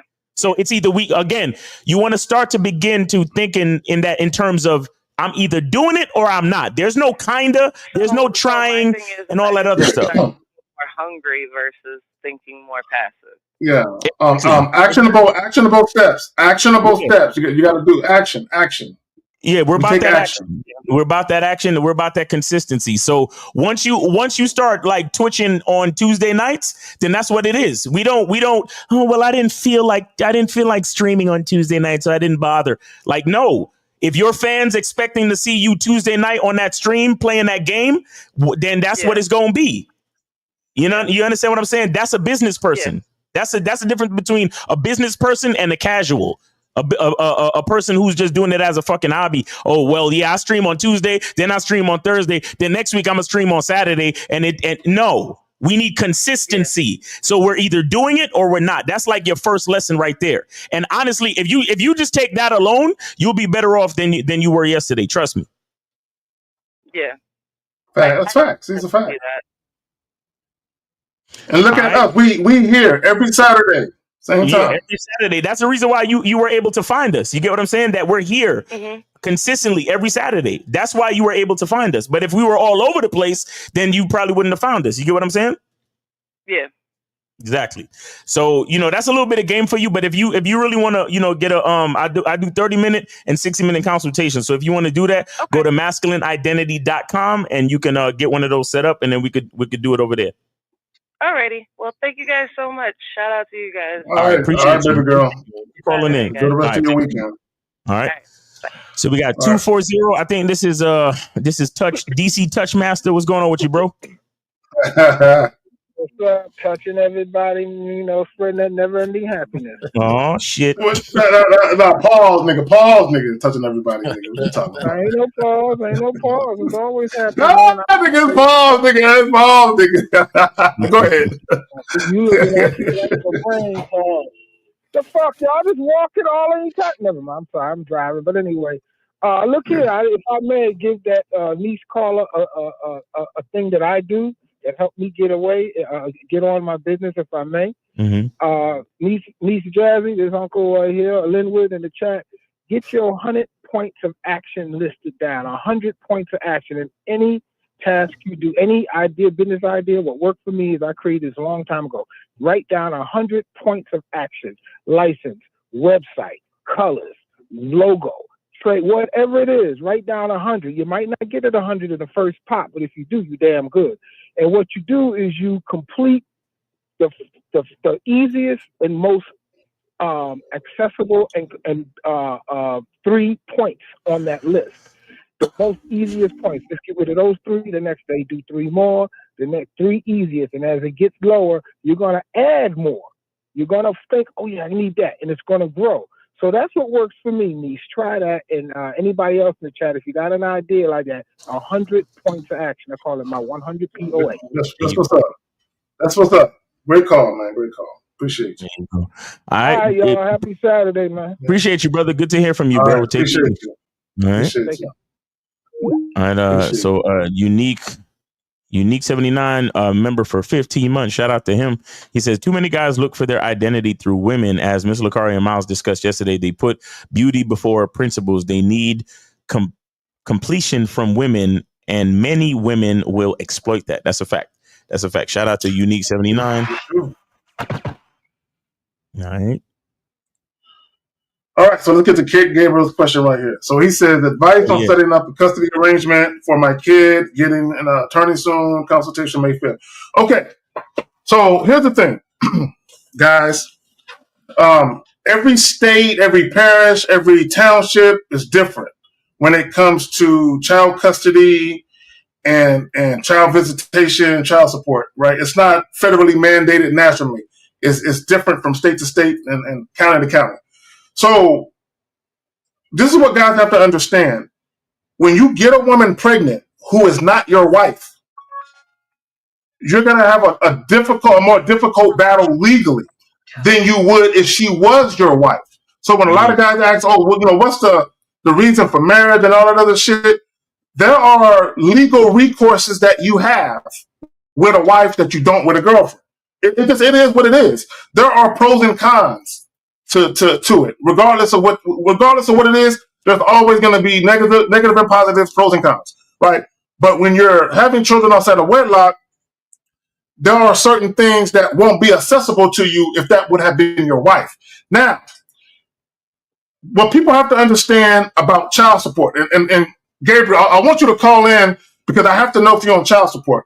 What people have to understand about child support is the AG, the Attorney General.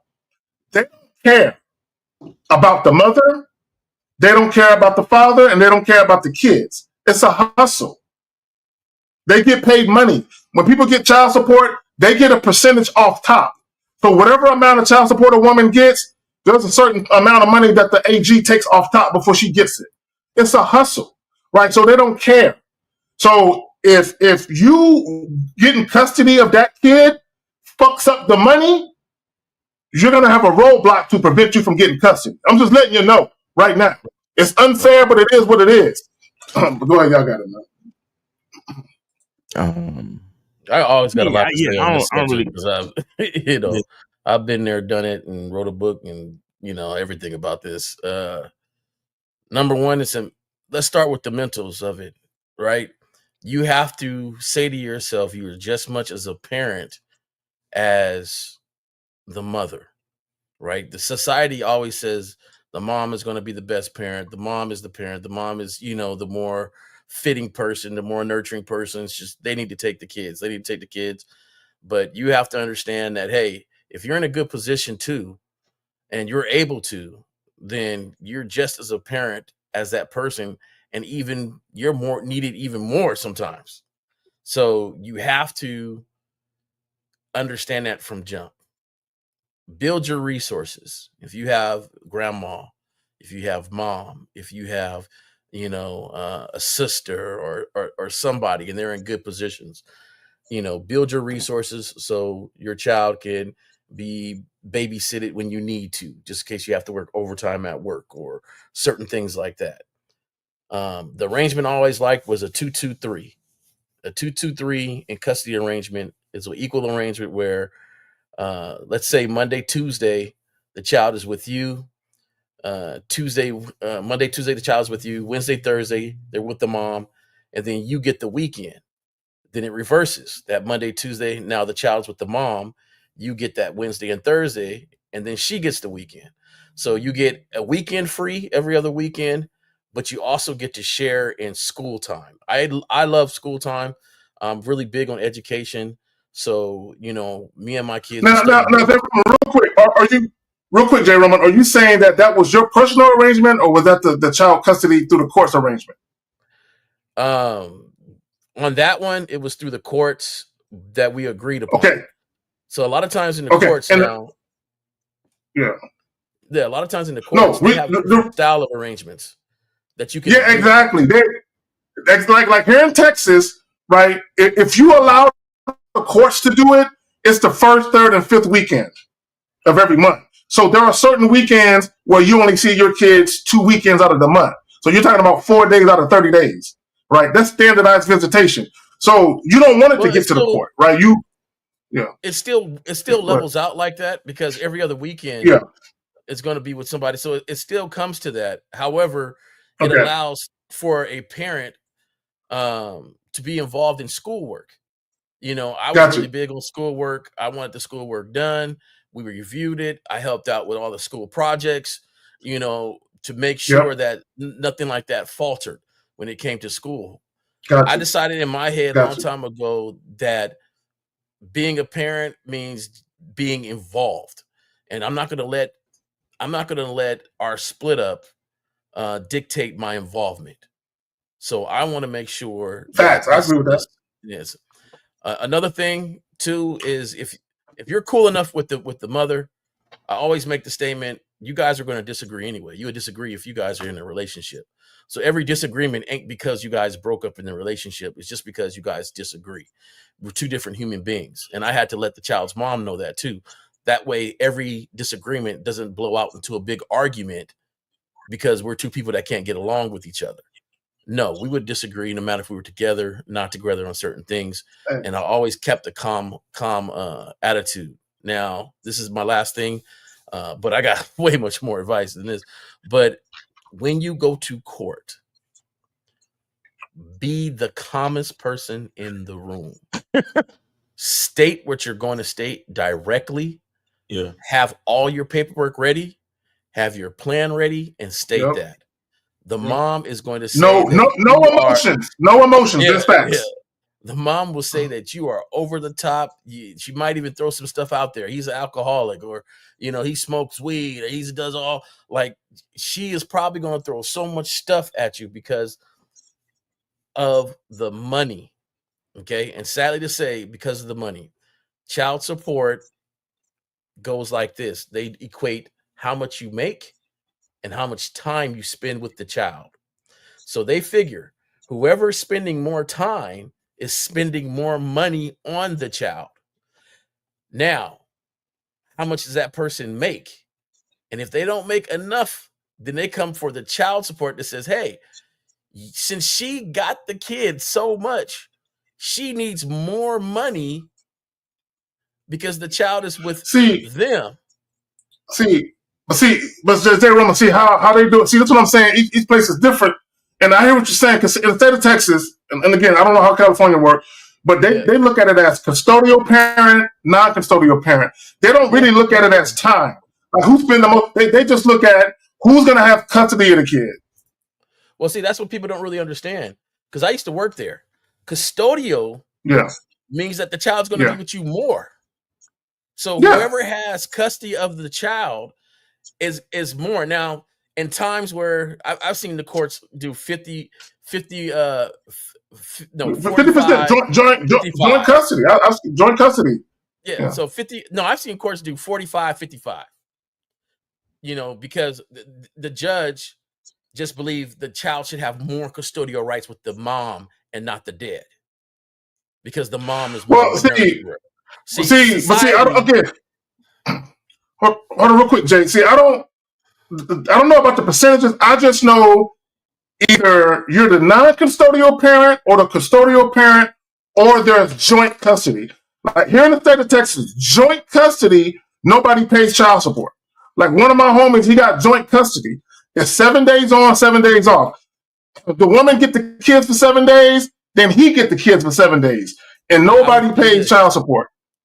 I would tell you this: in that case, they probably make around the same amount of money. Yeah, that can happen in California, but they would have to make around the same amount of money each, and then that way, the courts try to say, hey, we don't want.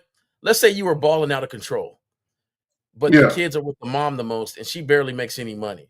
Well, they know when the kids go to your house, it's Disneyland. They got all the toys, but they can't enforce that.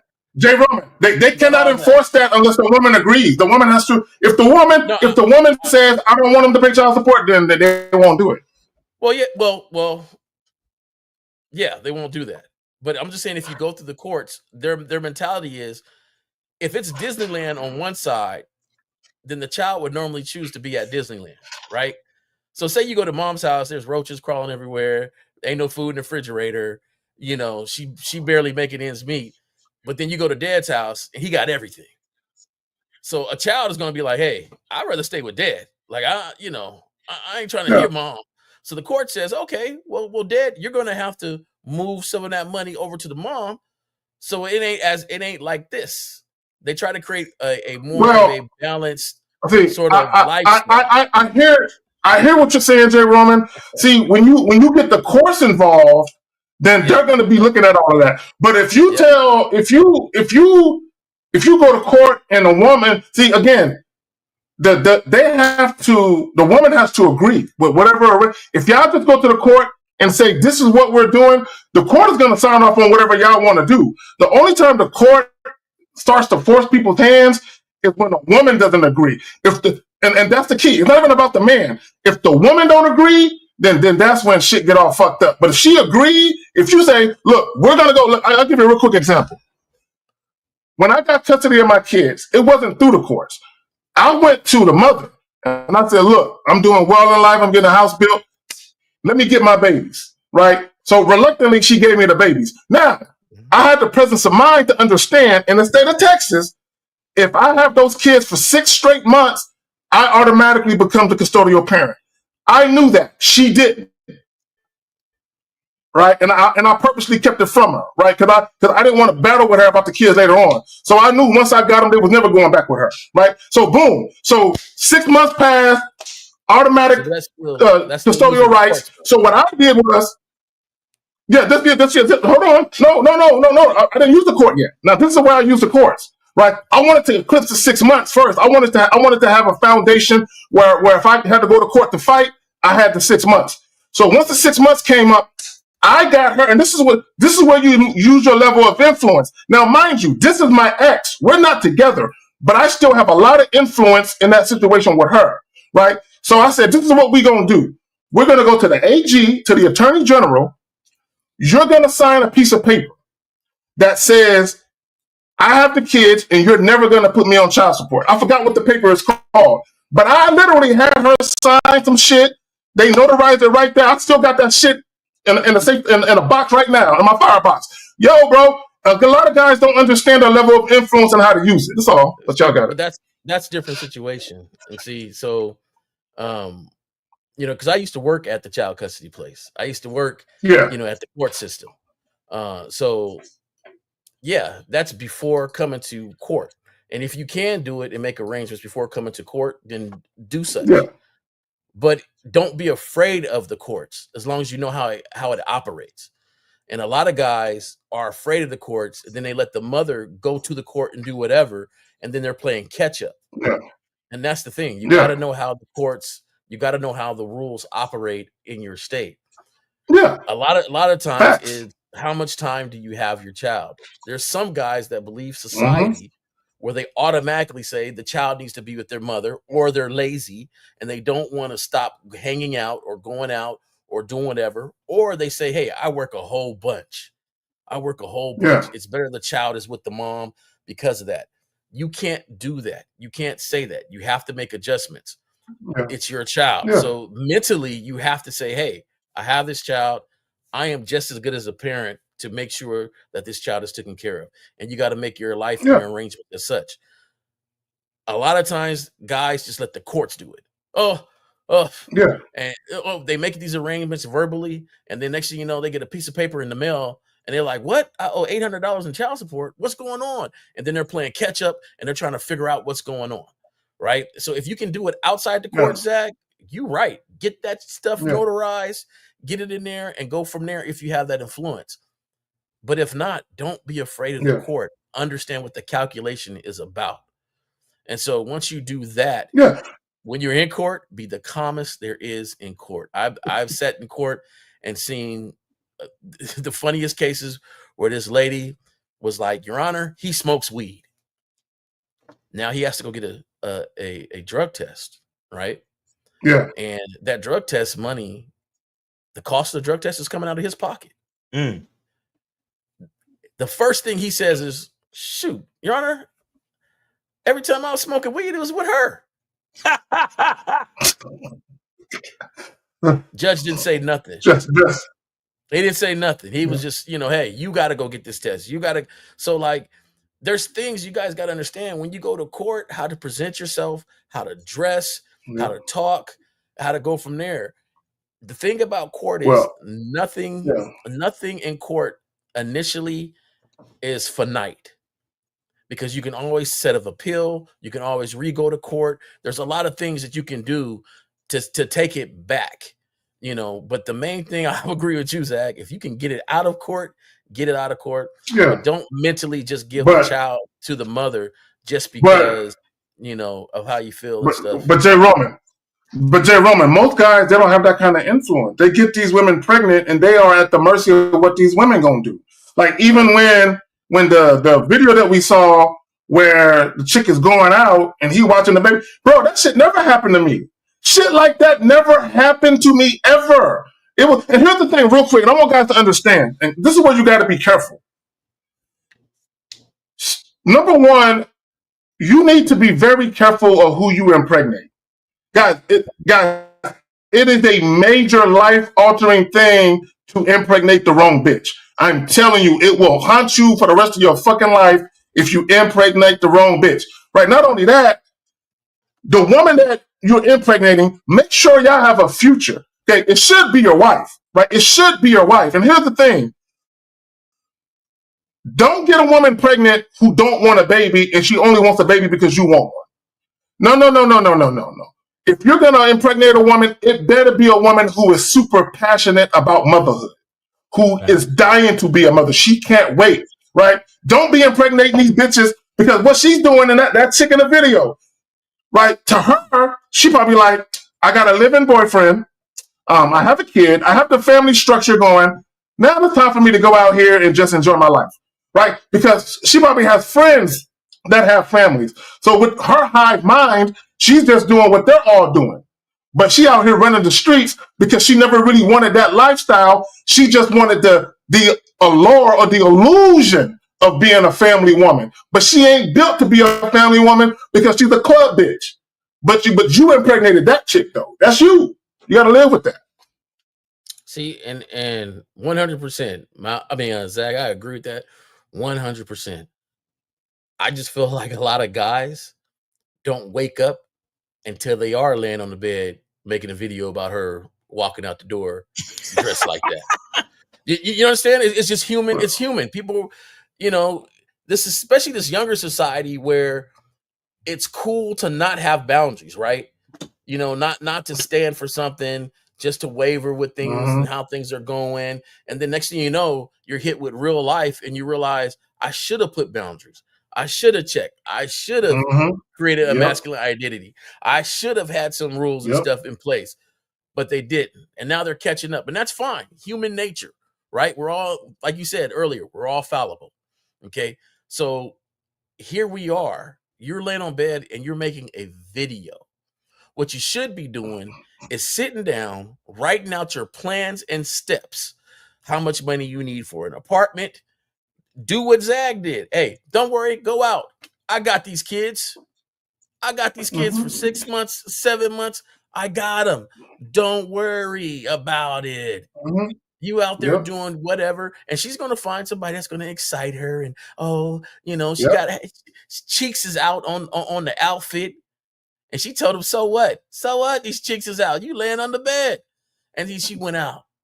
She's going to find somebody, but you're going to have those kids. And you know what? You're going to appreciate fatherhood. You're going to work hard. You're going to build your resources, build your structure, never repeat the same mistake twice. And next thing you know, you're a single dad with these kids.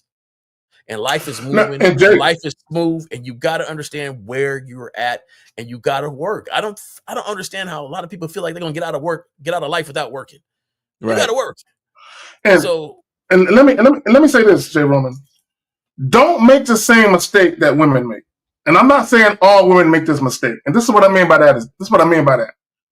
I personally think it's foolish for a woman to have a kid or kids with a man and she can't financially take care of that kid or kids if something should happen to that relationship. I think it's foolish. Me personally, I just think it's foolish. Now, that's just me personally, Jay Roman. I think it's foolish. Let me say this. Society has when I have my kids, but hold on real quick. Yeah, but let me say this real quick. When I have my kids, I'm prepared mentally, emotionally, and financially to do it by myself without the woman. Like even when I got my kids, she didn't pay no child support. I did everything by myself, right? Look, man, and peep game. When she had the kids, I wasn't on child support. She never put me on child support, right? But when she had the kids, I bought everything that a kid could ever need or whatever. I bought it all. She just told me, Carrie, the kids need this. Boom, I'm buying it. Boom. I never gave her no money. I never paid her bills. But everything the kids need, clothes, toiletries, whatever, costumes, umbrellas, coats, I bought it all, right? But when I got the kids, I didn't expect any of that shit from her, right? Because I knew she couldn't afford it. I knew she couldn't afford to do what I was doing. Right. So I just took the kids and I bought them in a house, gave them their own rooms, put them in school right down the street from the crib, boom, and took care of everything. But I was prepared for that. Right. So the guy in the video, he's not prepared to take care of that kid by himself. No. That's why I say he needs to sit back and make a plan and start working it, because she's not. What's going to happen is this, and she's going to go out there and she's going to find some exciting guy, right? And so she's going to start getting dressed to go to the club, but she ain't really going to the club. She's going to hang out with him. She's going to start making excuses. Grandma's going to be watching the kiddo, and she's going to be out. And this dude's still going to be crying on the bed. Why you go out so much? Why you don't even come home at a decent time? And, he's doing that still. Or he's sitting back and he's just making his plan, start working his plan. Hey, I can't watch him. I'm still at work today. Oh, okay. I guess I'll drop her off at my mom's house. Okay, whatever. But I'm still at work. I'm still making this plan. I'm still actively working and stepping toward that plan. She's going to go out, and next thing you know, hey, no, don't worry about it. I got my own spot. Don't worry about it. I got the kids. And then there goes your 6 months, right?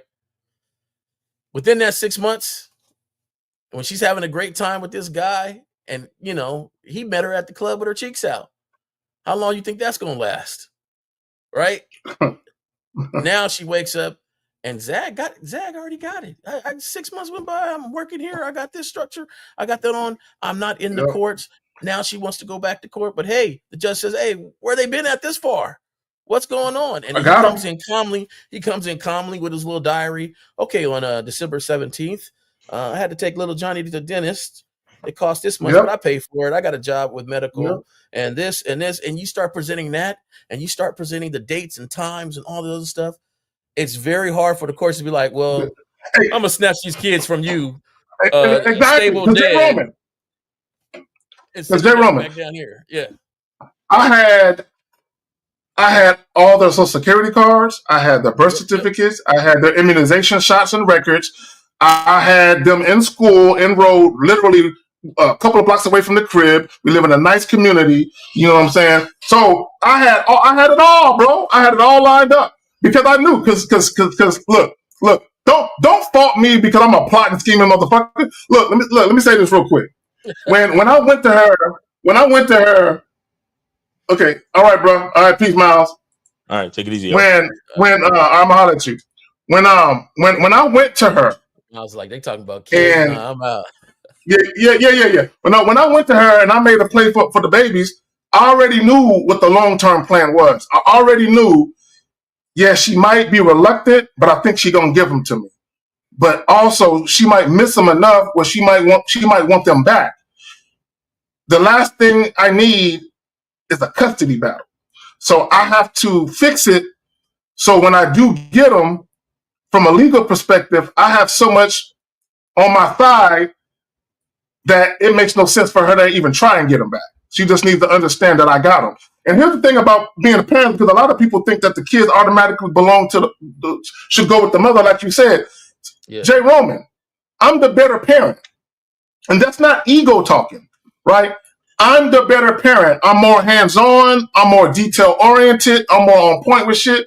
It's not to say that the mother isn't a good mother. I'm just more of a better parent, right? She's very emotional with her shit. I'm very logical. It makes sense for the babies to be with me. And I had a son and a daughter, right? Mm-hmm. So don't get it twisted. My daughter, she wasn't gung-ho about that shit. Now, my son was, wherever daddy's going, I'm there. But my daughter, she was like 10 years old when that shit was happening. So she didn't necessarily come with jubilance. She was like, you taking me from my mama? And I'm telling her it's for the best. Trust me. Bro, about a year later, she came to me and she said, Dad, you remember that conversation we had when you told me it was for the best? She said, I believe it now. I see it now. She gave me a little hug and she said, thank you. And I'm like, I know. Yeah, go ahead, fam. Yeah, see, and that's the thing, though. A lot of guys have to understand. Like, there's a knock sometimes when you see a single mom and they knock and they think about child support ultimately. But a single mom who's really supporting and doing for their kids, that's a lot of time. It's a lot of time. It's a lot of nights, call-ins from jobs. It's a lot of sacrifice that you do from self. And I feel like you should, because you had those kids. Yeah. But however, it is a lot. Dads and fathers, you can do the same thing. You can step up and do the same thing. And I think that mentally, society has said you can't do that, right? Because kids are normally awarded to the mother no matter what situation. It could be a bunk. I know some guys that are fighting that are in a better situation. Yeah. Hold on. But real quick, Jay Roman, let me just read the super chat. G-Dog UK, because I'm about to get up out of here in a few.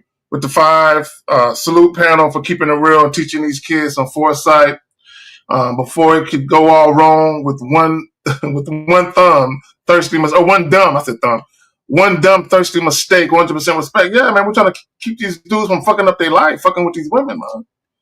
Have fun with them, but don't fuck up your life behind women. A lot of times, it's the first one you didn't let feel that sweet velvet. See, and right here, this is the shit. See, Goldie, this channel isn't for losers, right? And here's the thing. You losers who are afraid of women, y'all can lie to women all you want. See, here's the thing, and this is how sad we've become as a society. When you have men like us who are actually teaching men how to be men, teaching men how to move with honor, teaching men how to move with integrity and dignity. And then you got guys like this who are literally saying, why are you guys telling men to be men? Why are you teaching men to have high character? Why are you teaching men to be, honest men, to be men of honor and integrity? Why would you teach men? Why wouldn't you teach men how to be bitch-made dudes who lie to women like me and who are scared of women? Like he literally got a problem with us teaching men how to be men. And you probably didn't know your father, Goldie. You probably didn't know your... This is how I read this question. Why not follow women and what they do, since they lead all the time? Because that's basically what you're saying. Because women do it, you should do it too. But yet you claim to be a man and a leader. So that to me, Jay Roman, women suck dick. So Goldie, you should go grab a dick and suck on it, because women do it too. I mean, since we're following women. But go ahead, fam. Yeah. So it's plain and simple, man. Like, if you claim to be a leader, why are you following somebody that's supposed to be following your lead? That just doesn't make sense.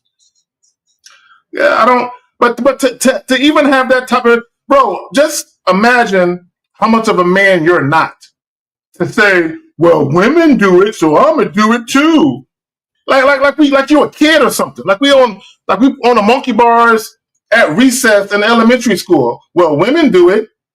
Why shouldn't I? And that's y'all problem. Y'all compare yourselves to women. This is why you got guys running around here talking about falling in love and they don't feel safe in their relationship because y'all move like women do. Now, wonder women are disgusted by y'all motherfucking weak males. Women are disgusted because every time they see you, they see them. And you wonder why they got to share us. Shit. Hold on, man. Let's move on to something else real quick. Hold on. Something else popped up. So Lewis says, I had a confirmed date with the woman. She said she might be busy, but wanted to call me just in case if she couldn't make it. Should I let her know and call me when she's free? First of all, how's it a confirmed date when she's telling you she might be busy? It's not confirmed because, guys, it's not a date if you say, look, I'm free at Friday at 9 o'clock, and a woman says, oh, I might be there. I can't promise I'll be there, so I might have some availability, but I'll let you know. That's not a confirmed date. That's her telling you maybe. A woman can't tell me maybe.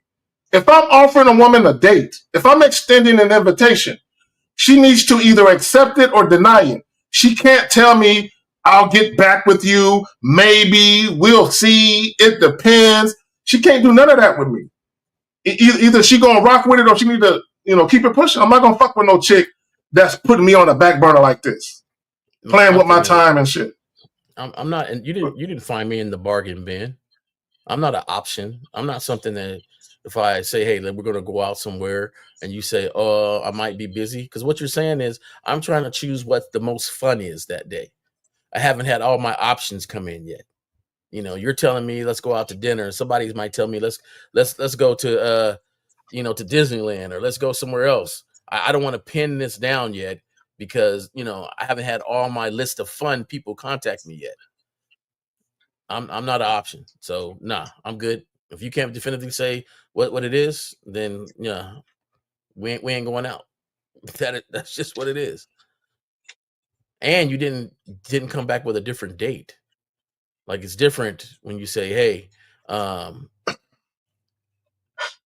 can't do that on Friday. Saturday, I'm wide open and free. That's somebody that wants to spend that time. But if not, I'm good. Yeah. I'm good. Let me add this. And here's the thing. This is just my opinion. That's the only time that I negotiate with women. The only time I negotiate with a woman is in the very beginning if we're setting up a rendezvous. If we're trying to link up, I can't be rigid with the time because she has to be available. So if I tell a woman I'm free on Friday at 9 and she is not free until Saturday at 7, and I happen to be free Saturday at 7, well, damn it, we're doing the date Saturday at 7 because she's free on that date and I'm free. So if I'm trying to set up a date and it doesn't work for a woman and she's telling me straight up, look, Carrie, I want to see you, but that day that you're proposing, I'm just not free on that day. Can we do another day? I can negotiate that with a woman. But beyond that, y'all shouldn't be negotiating anything else. Things need to move at a pace, that's to your liking. Like wherever you want that interaction to go, your conversation, what you do, how you move, should be geared to that. Right? He said, dude wants to move like a woman. Yeah, bro. Dude, this is what guys want to do. And this is what I'm noticing.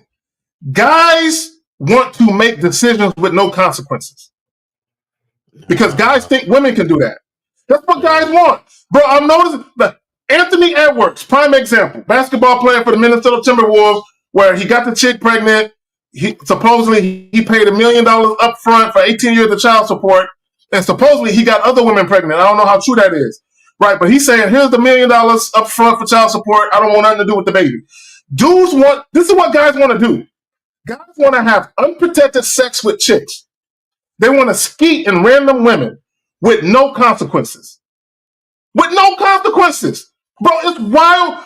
Bro, when I saw the comments underneath the Facebook post of guys, oh man, that's the way it should be. Yeah, man, give chicks the money and tell them to step.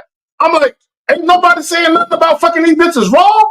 Like, bro, these young people's mind is so fucked up where they feel like if I got the money to wash away my mistakes, that's what my money is for. I just want to move through life and just do whatever I want and just pay for it to go away. Right? Guys have this weird warped mindset.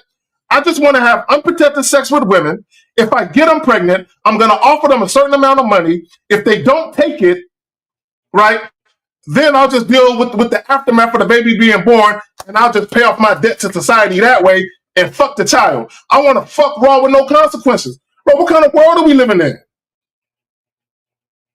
Yeah, so, hey, I don't even know the whole story of the Anthony Edwards thing. But I did a whole live stream about that shit, bro. If that was it, then that's horrible.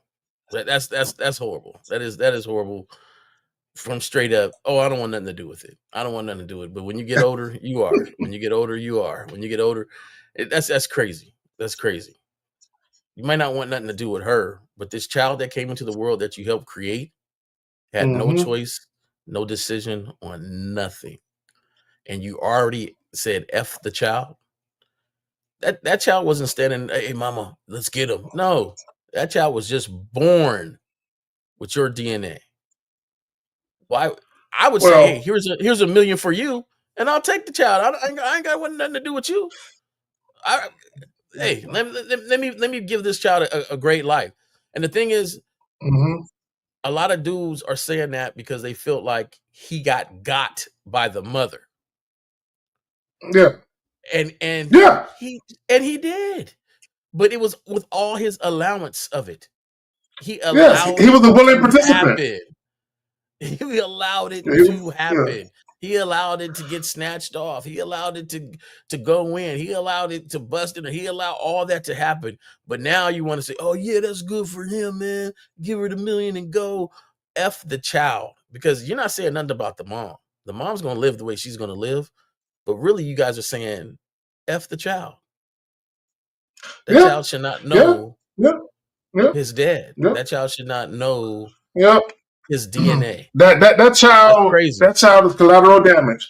That child is collateral damage because the chick, she was cool with the money because she don't care that he's not gonna be there for the baby. She don't care that he's not gonna be there to raise the baby. She cool with the money and he cool with walking away. It worked for the both of them. It worked. But you know the child is the victim though. It worked. But both of them get to dust their hands off. She got money and he got to walk away with his conscience clear, right? But the child is left in the middle of it. She got the NBA DNA. You know, hey, my son might grow up to be an NBA. He gonna be tall. I got the NBA DNA, and I got my money coming. You know, so but that's crazy. That's crazy. Dog. Let's get to this. That's the world we live in there now. Let's get to this. So he says, I told her no. Just call me when she's free. She starts telling me she's busy about her job, but she has a deadline on the 12th. Hey, Lewis. Part of establishing boundaries is that sometimes you have to enforce them while you're establishing them, right? So my thing, if you offer a date and you tell a woman a specific day and a specific time, and she's acting all wishy-washy about whether or not she's available, all you got to do is tell her, hit me up when you are available. And that's it. If she texts you anything else but what you told her, I gave her explicit instructions. Text me when you are available. If she's texting me about work deadlines and all of this other shit, I'm ignoring all of that. I'm not responding to any of that because I told her specifically, text me when you're free. Any text beyond that is getting ignored. Stop giving women access to you when they don't listen to you. Listen. Go ahead, Phil. Whatever star that she loves, I don't know who it is or who the young stars is and their names and stuff, but let's just say Tom Cruise or what's the other dude? Idris Elba or you know, one of them. If he said, hey, let's go out Friday, do you think she's going to be coming up with this work stuff and a maybe? And my thing is, I'm the Idris Elba in your life right now. That's how I move. So I don't care what you got going on, because if I was somebody else that you felt like deserved your time, you would make moves for it. So you will make time for right now, she's not looking at you with that inside her mind. Now, she could have some work stuff going on. Cool. But if she did not come back and say, this is the time I am free and I'm looking forward to us to be there, are you free? Because if she just insists on the time and don't even ask if you're free, to me, that's some off balance there. Are you free with this new time that I am suggesting? If that's not the case, then no, you got to understand where you're at. You ain't holding that much space in her head. You're an option. But and let me say this, Jay Roman, and I'm glad you said that. You're an option. This is what guys should learn from this. Guys, when you're dealing with women, there are going to be women who are all about you. They prioritize you out the gate. The energy is heavy. They want to hear from you. They want to see you. Anything you suggest, they're saying yes, and they're showing up with bells on. These are the women you focus on. All of the other women who are wishy-washy, sometimey, maybe, they're showing you they're not as invested as the other women are. So now, once you see that, guys, once you see that women are acting different with you, you see that one woman is all on your dick and shit, right? She's sweating you and shit. Then this other chick, she act like she care less if she hear from you or see you. Once you've experienced that type of situations, you have to reset the bar for the type of standards you have for the women that you deal with. So I use myself as an example. I'm not fucking with women that are not sexually attracted to me now. If a chick is not sexually attracted to me right now, I'm not fucking with her. Because I know what it looks like to fuck with chicks that want my dick now and that act like they can do without it. Go ahead, fam. No, I'm just so glad you said right now. Right now. Just because y'all did some stuff in the past, it doesn't matter. It's about right now. Yeah. I had a friend, and we done stuff multiple times. You know what I'm saying? We bumped multiple times. I hit her up and I say, hey, because I didn't have a lot of free time. So I had to make dates like, you know, I'm going to the grocery store shopping. Do you want to come with me? That's type of dates I had. Like I'm gonna continue with my day. Come join me. You know, but later on, those were mistakes. Those are some real intimate dates. And then, you know, women thought they gained way more positions than I thought. But I said, hey, you know, I'm going to the grocery store. What's up? You didn't want to go. She said, no, at first I said, what are you doing today? Oh, nothing. Hey, I got some stuff to do, but I'm going to the grocery store. Why don't you come roll with me? Go to the grocery store. And then afterwards, we probably go get something to eat or something like that. But she's like, she already told me she wasn't doing nothing that day. And she goes, let me call you back. Right? Well, I already knew what call me back was you're going to judge around to see what's happening. And see what else is out there. To see what else is out there. And the more fun there is. That was the last call she got from me. I never called her. And then later on we were somewhere and she wanted to come through and stuff and was like, hey, what's up? And what happened? And I'm just like, you haven't called me. And I was like, oh, okay, yeah. All right. I don't need to explain why I didn't call you. Yeah. All right. Yeah. How you doing right now? That's it. Yeah. So and you know what? Go ahead. Yeah. So I think it's very vital. You said attracted to you right now. Right now. Because in the beginning, when we were hot and heavy, we were still just friends. It wasn't like we ever created a relationship. But it right now, how you feel about me. Right now. Yeah, right now. Because here's the thing, Jay. Out. Yeah. Because here's the thing, right? Let's say I meet a chick and I take her out on 2 or 3 dates, and then she eventually starts warming up to me and I have sex. Bro, that's not a woman who's all that sexually attracted to me. Right? She just kind of did it like, you know what? Carrie's cool. He's kind of nice. You know what? Maybe I'll get lucky and he might be good in bed. I'll go ahead and give him some pity pussy. Why not? Maybe I'll get lucky and it might be good. But you know what? He's done. I hadn't had none in a while, and he's been so nice and sweet. You know what? Let me just, let me pat him on his head and give him a little something, right? And that's exactly how women be fucking with y'all, right, bro? I don't want that kind of chick. I don't want a woman who is stalling me out for sex, and she wants to see how many hoops I'm gonna jump through before she decides whether or not I've done a good enough job to earn her pussy. That ain't fucking happening. And to your point, even with the chick who was kind of wishy-washy when you said, hey, if you want to roll with me now, but she calling around seeing if there's something better to do. That's the kind of chick, all you do is fuck her. You can never elevate her. And that's the thing, guys. This is how you know when you're dealing with women that you're casually dating, there are some women you can never elevate because of how they acted in the beginning. They was funny acting in the beginning. All she can get is dick now. But when you have a woman who prioritized the invitation and she acted right from day one and she been solid from day one, that's the kind of chick you can explore something with. But a woman who's been up and down, bro, you can never make her your girl. Because if you make her your girl, she's going to do the same thing in the relationship. She's going to be up and down, hot and cold. You can't have that kind of inconsistency. In the video y'all watched at the beginning, that's what you saw. and up and down how to cold type of chick. That right real now quick, is shout so out to vital. Talk That Talk podcast for the two. Yeah. No, that right now is so vital because, like, and I think a lot of guys too, when I hear them call, they'll talk about the past on how great she's been. Yeah, fuck But that. right now, things ain't cool, but yet they're still holding to the past instead of right now. What is going right now? Just like in that video, I'm quite sure he was up there backflipping in it and all sorts of stuff, and they was whispering in the ear, and then they had the baby, and he's there, right? The father of the child is there. They have this kid, so they had to have some discussion. It seems like they're kind of living together, so they're definitely had living together. moves and things going on, but right now, she is walking out that door with, and to me, it's the attitude.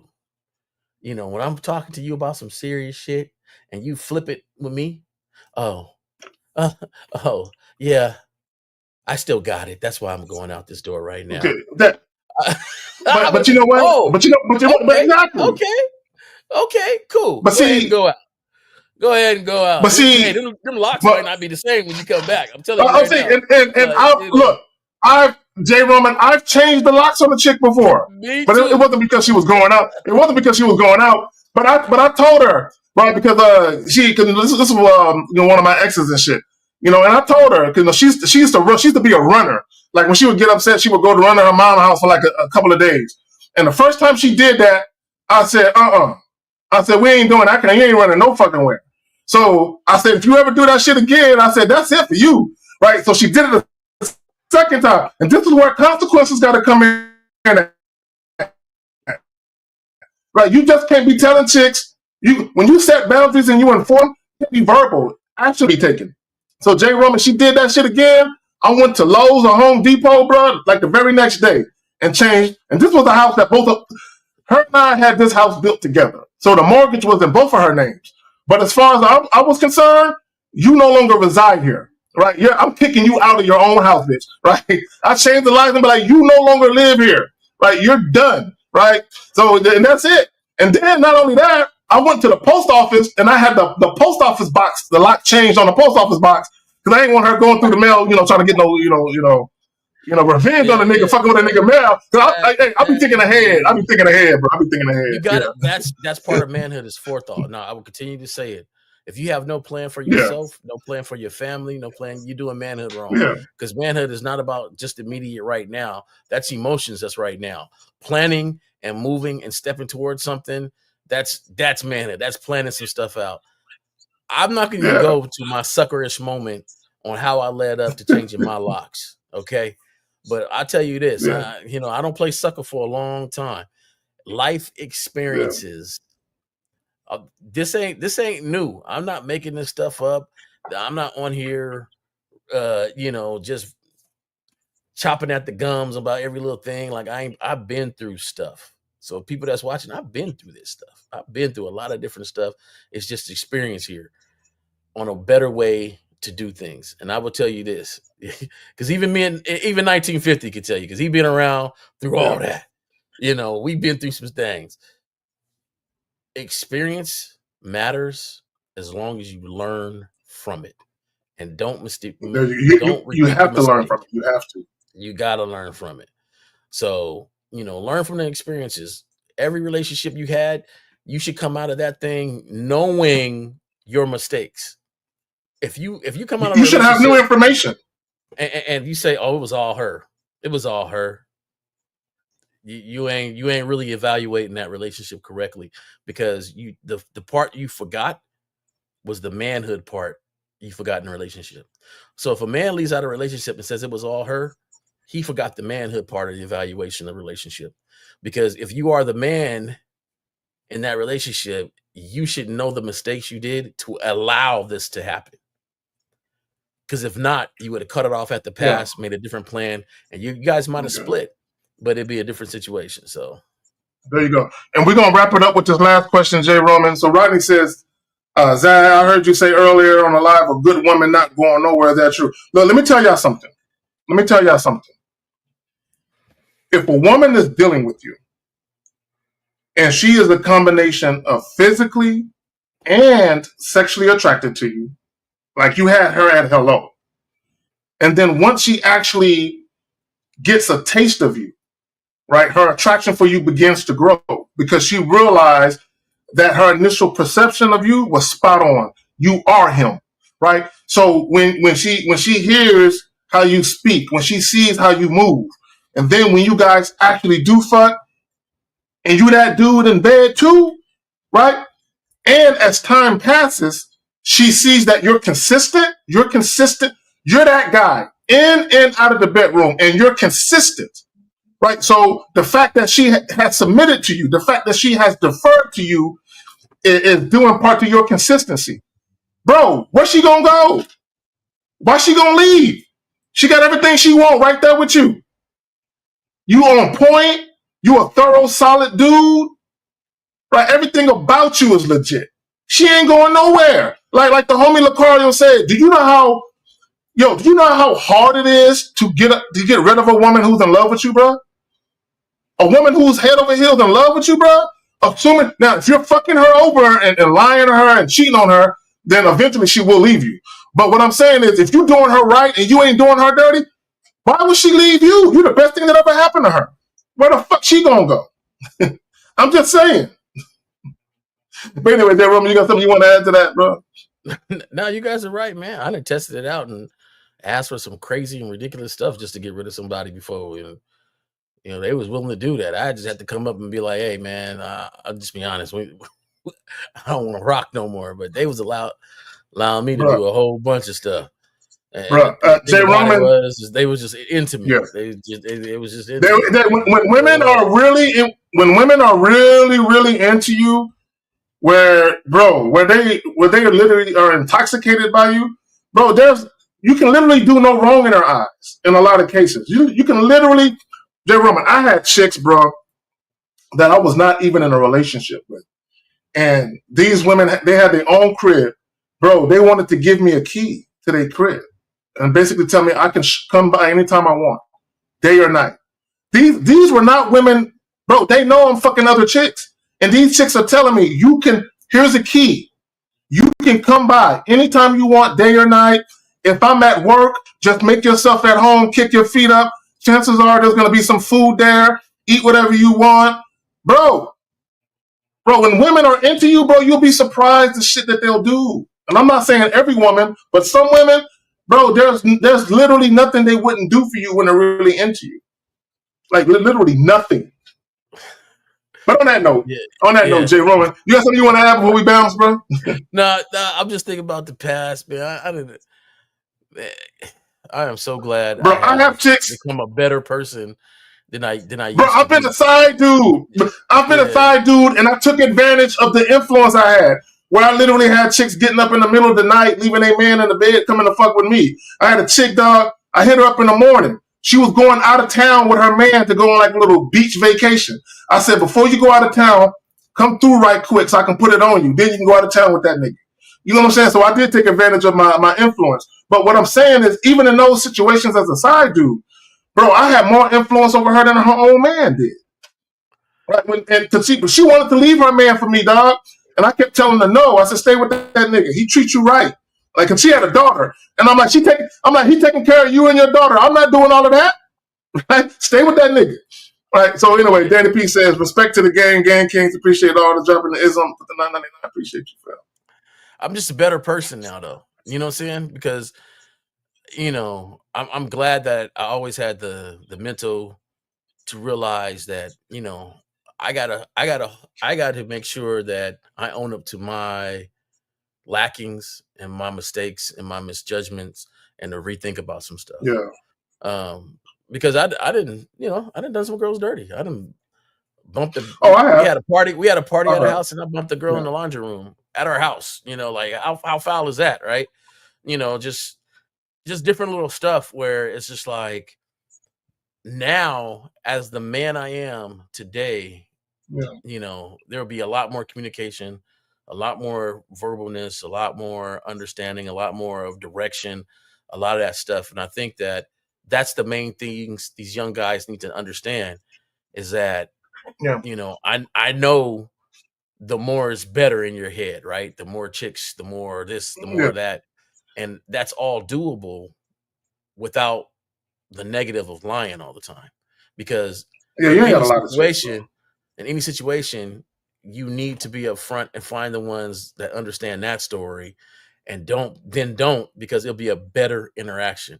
And I think a lot of guys don't realize how great the interaction could be as long as they stay the course and stay standing on their square on who they are.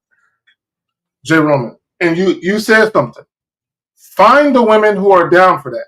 Don't try to convince women to be down for something. Find the women who are already down for it. Bro, I remember one lesson that I learned,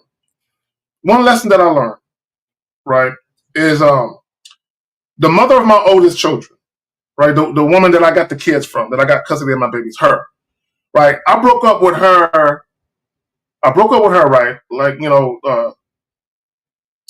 before I got the kids. I had broke up with her before that. But 8 years after I broke up with her, 8 years, I had a conversation with her. Now, by this time, J. Roman, she had a man, she had a whole other family with this nigga and everything, right? But it was 8 years after I broke up with her. I'm on the phone talking to her, right? Now, she got my babies, mind you, right? Now, at this time, I had custody of my babies, right? But I was just talking to her on the phone. Bro, she was still hurt by me leaving her 8 years later. Bro, we on the phone, we started talking, she started crying on the phone. She starts crying. She got a whole nother nigga with kids and everything. But she was still hurt, right, that we weren't together. It was still something that ate at her, right? But also she told me this.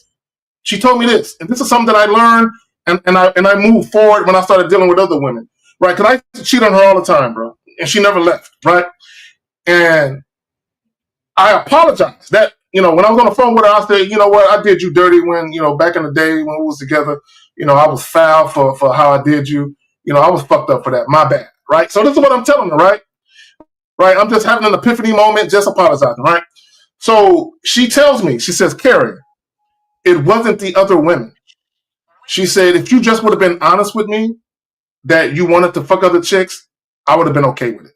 I would have turned a blind eye and I wouldn't have said nothing. It was the way you treated me with the lying and the sneaking and all of that. And when she said that shit to me, bro, it hit me like a ton of bricks, bro.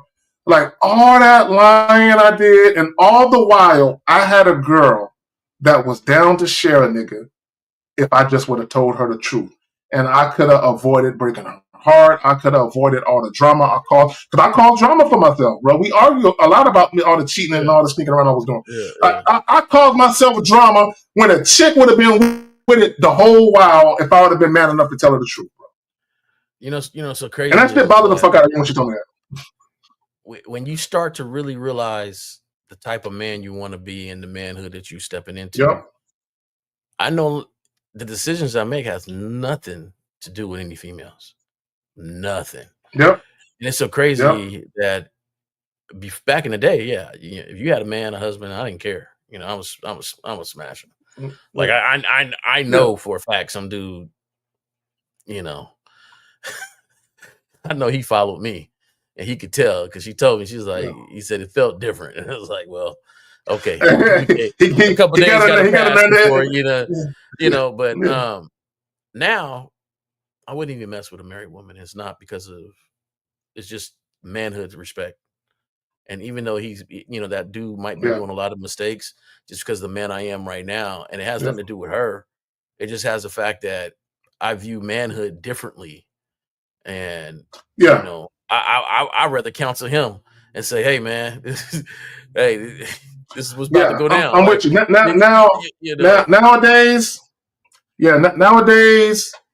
I try to avoid chicks that got men. Like, I don't want no part of that, bro. Because one of the things that I learned about being a side dude is that some women are very sloppy. They're going to fuck around and get you caught up and get you deleted.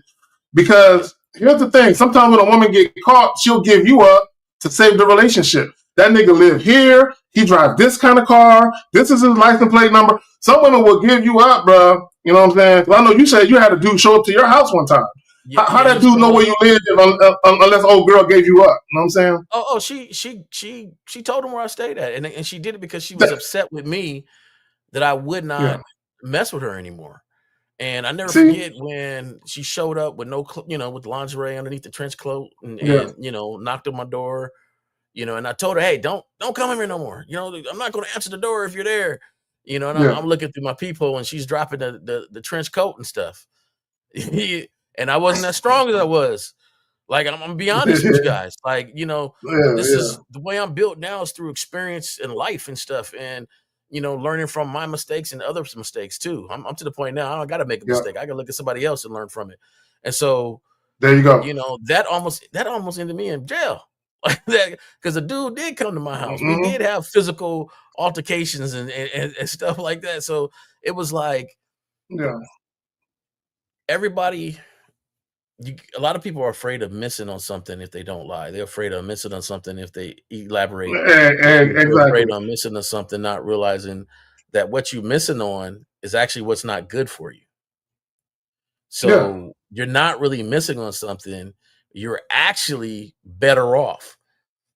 But for dudes who feel like everybody is for them, they will not understand that, look, man, you got to be you and find people that orbit around you. Not the other way around where you're changing yourself for everybody else. And you just got to learn from stuff, man. I just, great times. I had great times. And on that note, at the same time, that's all for a different story and stuff, different there day. You go. On that note, Jay Roman, we got to get up out of here. We way over time, and I got a birthday party I got to attend to. Appreciate you coming through. Shout out to the homie Miles Cunningham. Shout out to Renee. Shout out to all the moderators, everybody who called in, everybody who super chatted, and everybody who just participated in the chats. Some of y'all asked questions. We didn't get to your questions because some of your questions, quite frankly, are a little goofy. And I'll just say this, guys. Life is for the taking. Whatever you want in life is out here, right? You just got to stop being a scary pussy and go take the bull by the horns and go live your life. Stop being afraid of women. Stop pedestalizing these women. Stop treating these women like they special. Okay, at some point, guys, you got to prioritize yourself and you got to realize that you matter too. So if you feel like you matter too, then you should only be dealing with bitches that treat you like you matter too, and not dealing with chicks that don't give a fuck about you. Yeah. Right? On that note, we're about to get up out of here. Like, share, and subscribe tomorrow, 11 a.m. Central Standard Time. Real Game, No Theory. Go ahead. Let me say this real quick. Definitely catch the Real Game, No Theory show tomorrow. One of the greatest shows, man.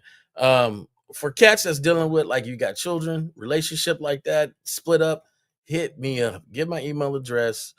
Text me up if you ever want some advice about that. Hit me up.